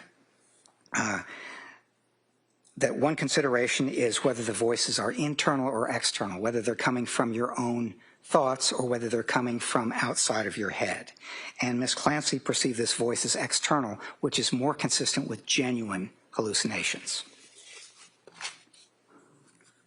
However, command hallucinations are often, in about 88% of individuals reporting them by one account, accompanied by a related delusion. Ms. Clancy did not report any accompanied delusions. So thus far you've got 1 point for genuine and 1 point for possible exaggerated. Then there's frequency and control. Genuine psychotic hallucinations are more often intermittent than constant. They'll come and they'll go. You'll hear it, stop hearing it. You'll hear it again, stop hearing it, and this can extend over a period of time. Ms. Clancy, in this instance, reported that the voice was constant for 18 to 20 minutes, and then it stopped. It had not been experienced before, and it has not been experienced since. And she also did not report having any control over the voice or over her actions in response to the voice. Then the next item is content. So genuine hallucinations are often familiar, use both genders, and are clear rather than vague. Ms. Clancy described this voice as clear, but it was unfamiliar and it was a single male voice. So that was sort of mixed. I'm not counting it as one direction or another. And then finally, reaction and coping. Individuals who experience hallucinations like this often try to reduce their influence in different ways. Could be praying, could be listening to music. And while those who inaccurately report the experience of such hallucinations often do not describe coping mechanisms. And Ms. Clancy didn't report any attempt to stop the voice or distract herself from it or what have you. So there were about 3 points on which her account more closely resembled exaggerated or fabricated hallucinations. One where it looked more genuine and one that was kind of mixed. If I could ask you a question, you said that there were more points indicating malingering or exaggerating the existence of the voice. But earlier you testified about your psychological testing of Ms. Clancy, and it showed minimization, and it didn't show malingering. Could you explain how those two things could occur in the same person at the same time? Yes. When we try to appraise through testing or specialized measures something that looks like malingering or exaggeration, the way we typically do it as psychologists who develop the measures is it looks like somebody who is going to take a shotgun approach. They're going to say unusual things are wrong and strange things are wrong and many things are wrong and things like that. If you do that, we're pretty good at picking up that shotgun approach to malingering.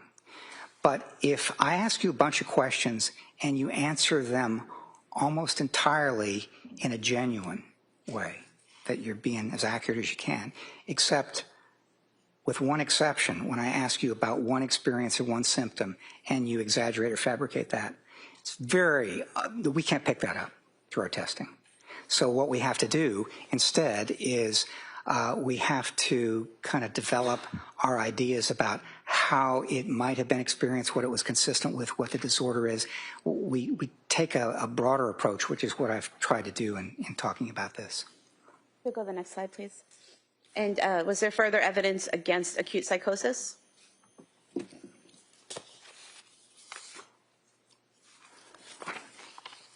Yes.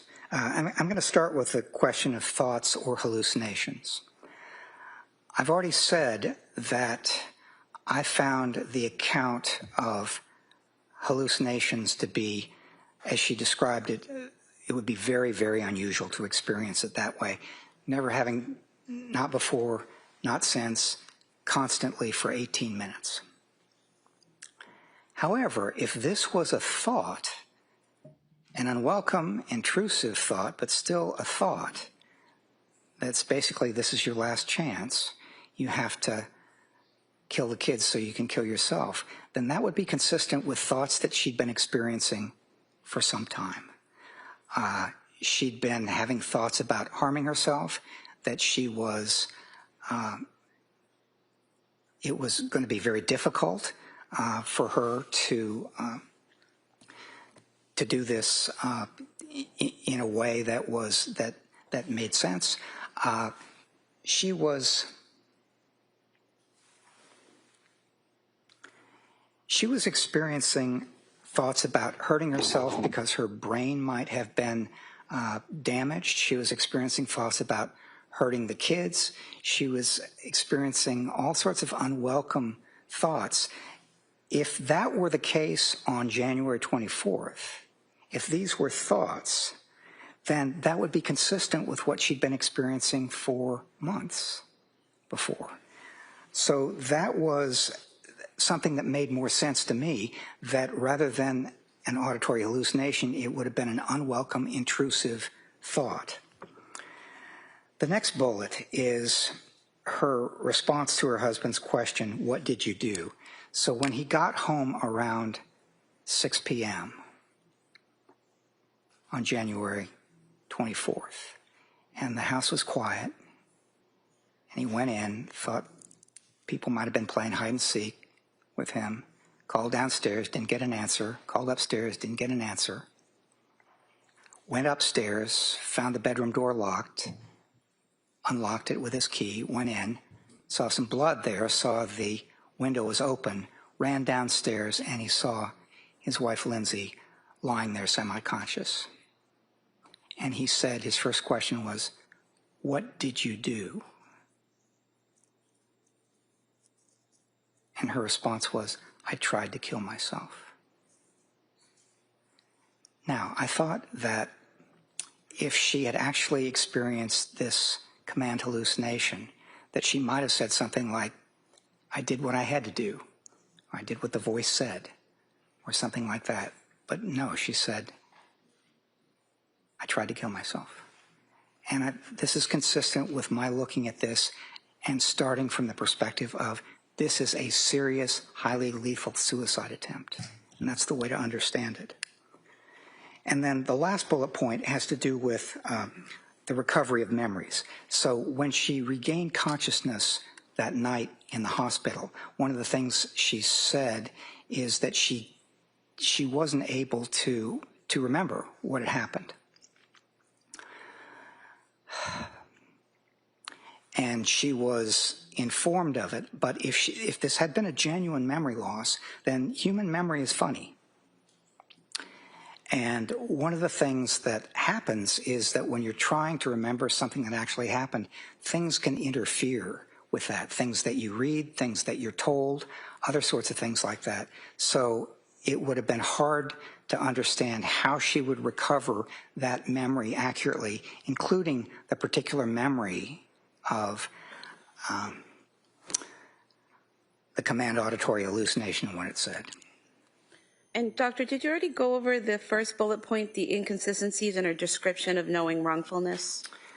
Yeah, I'm gonna pass on that one. Go to the next slide. Okay, you don't have that's not a consideration? Well, there were some additional inconsistencies in terms of whether she knew that when I asked her whether she was aware that it was illegal or immoral, she said basically, I wasn't thinking about this at all. No thoughts, no decisions, none of that. It was just all action. One of the things that Dr. Resnick wrote in his report is that she was intellectually aware that it was wrong or illegal, but not morally. And what she said to me is that I just don't think I wasn't thinking about that at all. I didn't know any of that. And if we could go to the next slide, I think if you could describe for us the evidence that you saw for suicide combined with altruistic filicide. Yeah.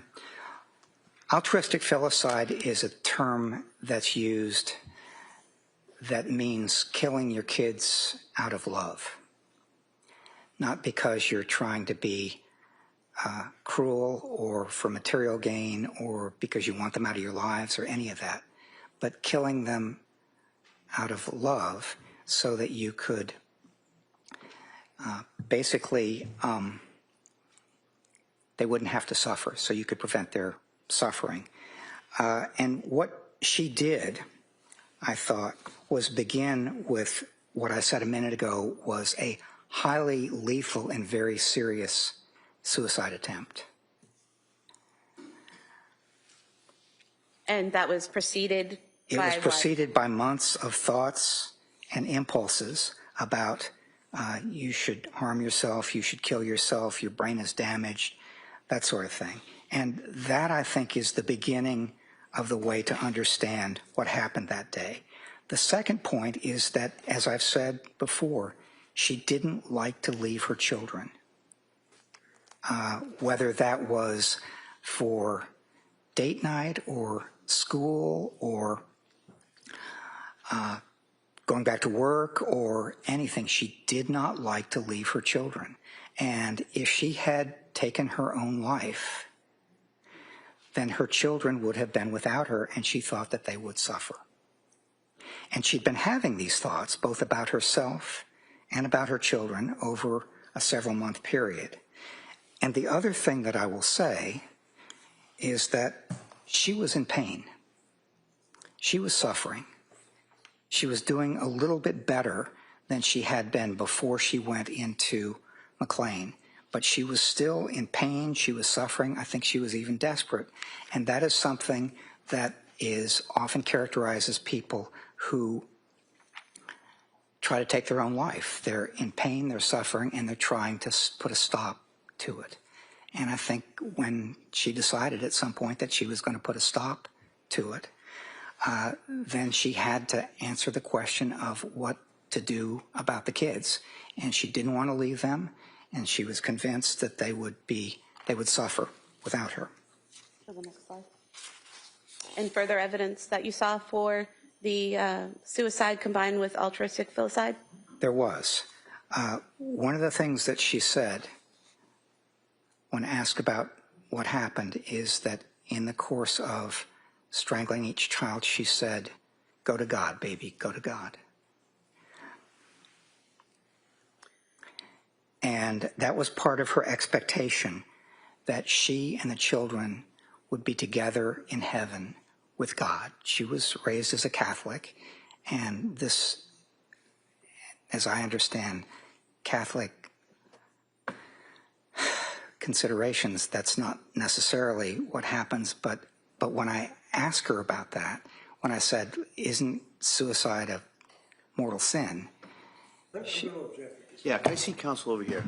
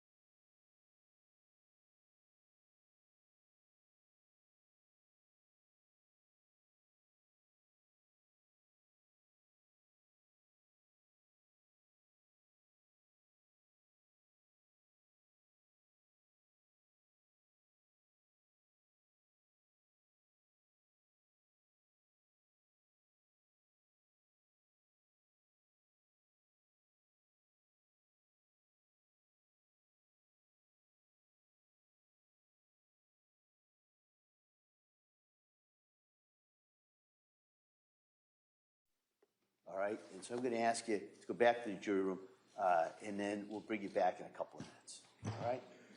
Court, all rise. Jury, find those notebooks. Sit, please. This way.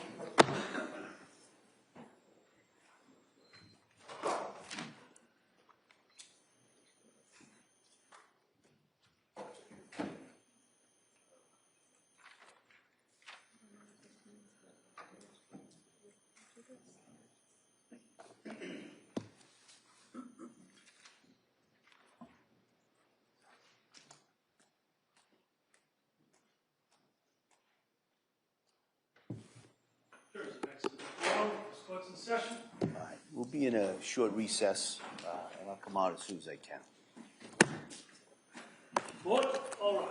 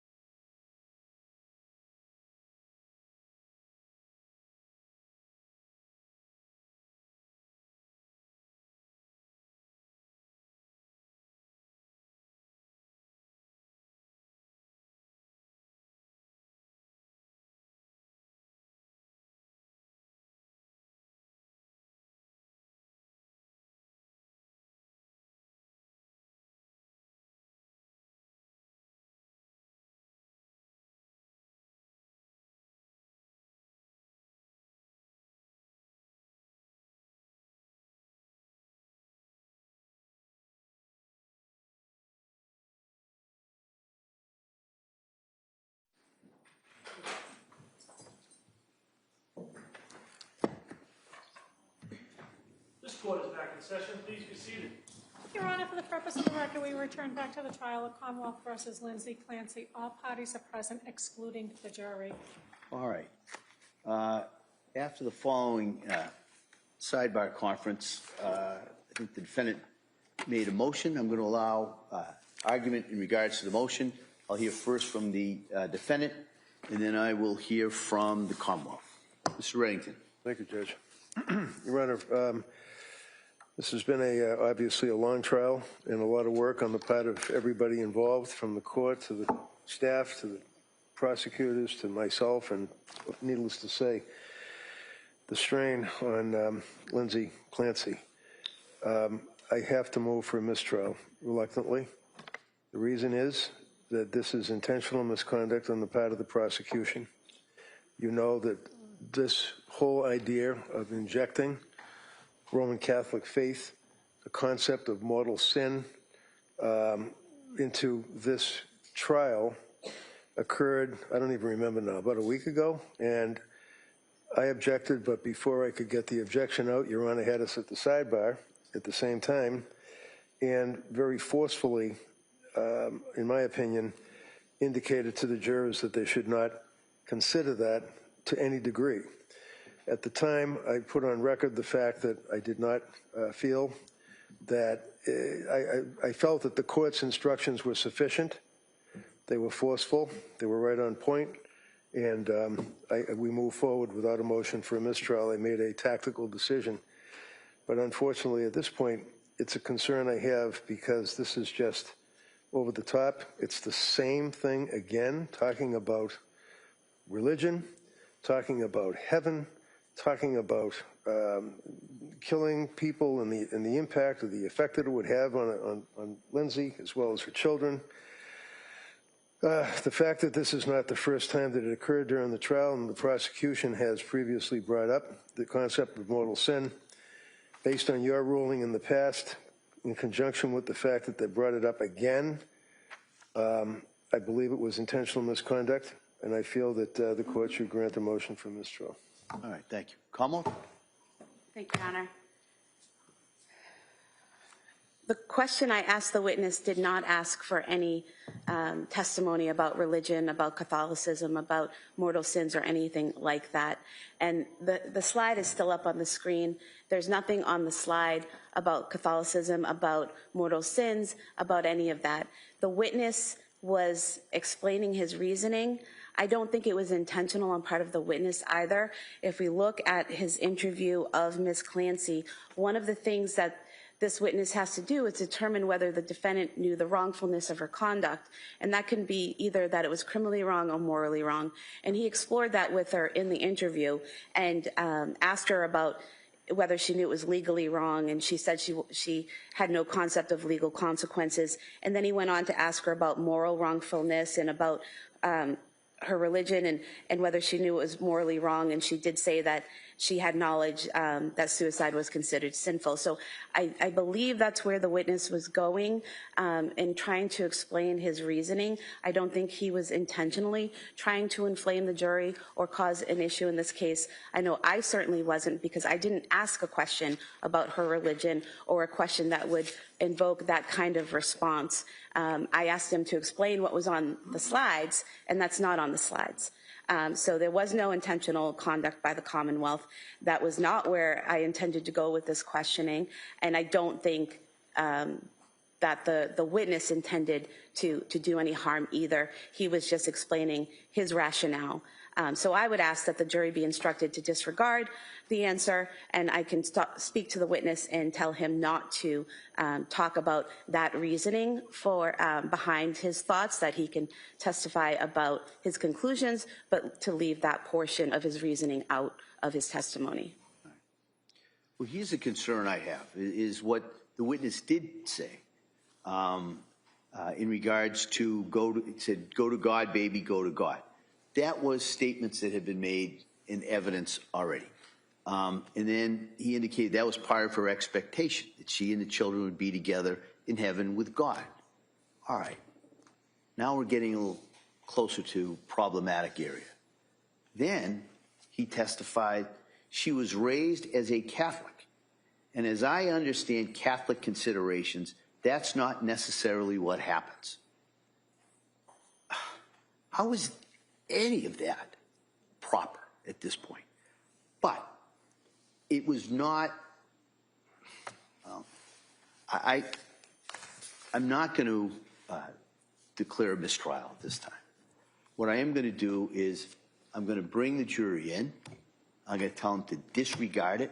I'm going to tell them that's an inappropriate area of inquiry and that this witness's understanding of Catholic dogma or Catholic teaching is irrelevant.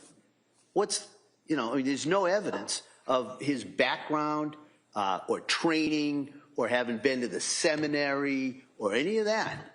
And so I think, and that's where he ejected that. And so I am giving that, but the Commonwealth, I'm going to strongly, and perhaps the strongest language, talk to him and let him know that he can't go into that. And then my thought is, I'm going to bring the jury back in. I'm going to give them that instruction, and I'm going to send them home. I don't want them leaving here today with the last thing they heard was a discussion about this witness's understanding of the Catholic teaching. That's not the last thing they're going to hear. And so my thought is that as best I can is to address that and minimize the damage or prejudice, because I do presume that this jury will be able to follow those instructions. And so that would be my thought. We'll come back. That will give the Commonwealth plenty of time to talk to this witness, to let him know the areas that he should and should not go into. And then we can come back tomorrow and we can resume his direct examination and cross-examination. All right, so that'll be my thought. We'll bring the jury in. I'll give them that instruction, and then we will recess until tomorrow. Okay? Your Honor, and just for the record, could I note an objection? Sure, absolutely. All right, so we ready for the jury? Yeah.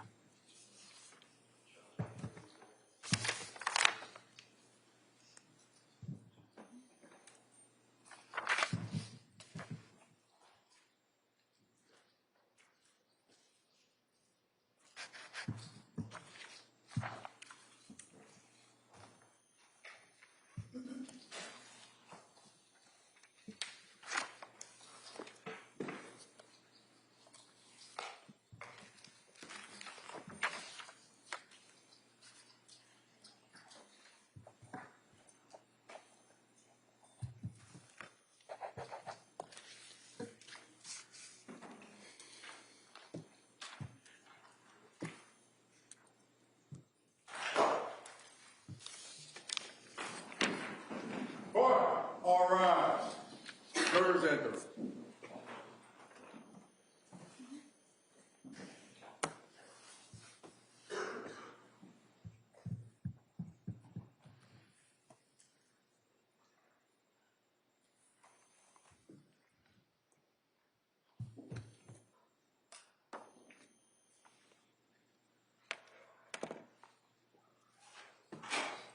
This court's now in session. Please be seated. Your Honor, for the purpose of the record, we return back to the trial of Commonwealth versus Lindsay Clancy. All parties are present, including the defendant and including the 18 jurors.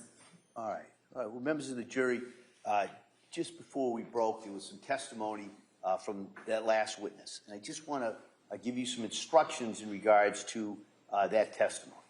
And I just wanted to let the religion that the defendant was raised with is absolutely an inappropriate area of testimony. It is to be stricken. It is not to be considered. I can't be any more clear of that. It cannot be considered. Secondly, the witness's understanding of Catholic teachings and considerations, again, is immaterial, it's irrelevant, it is to be disregarded based on that testimony. All right? And so, because we had a little bit of a delay due to this, what I'm going to do is I'm going to excuse you until tomorrow. All right? And so the thought is we'll come in, we'll finish up with this witness.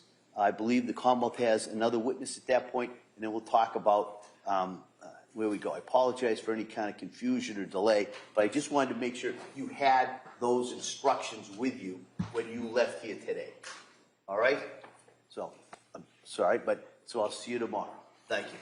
Court, all right. Jurors, can I close your notebooks? Place them on the chairs. This way, please.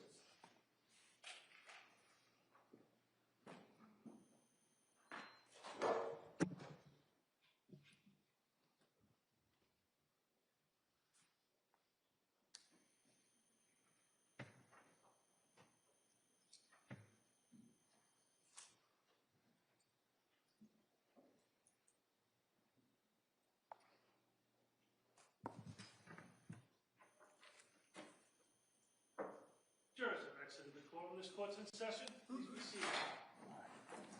All right. Also, one more time, can I see it sidebar?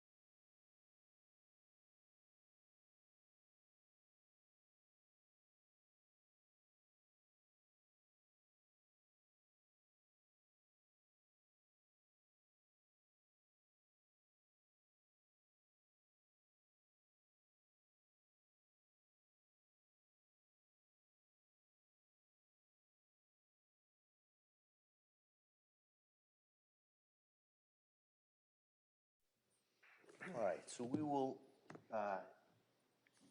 be in recess until tomorrow. The anticipation is that the evidence will be done at some point tomorrow, with the thought that most likely we'll have a charge conference sometime probably tomorrow afternoon, and arguments in charge would be on Wednesday. All right, subject to change, as they always are. So thank you, everybody, and we'll see you tomorrow morning. Thank you. Thank you. Court, all rise.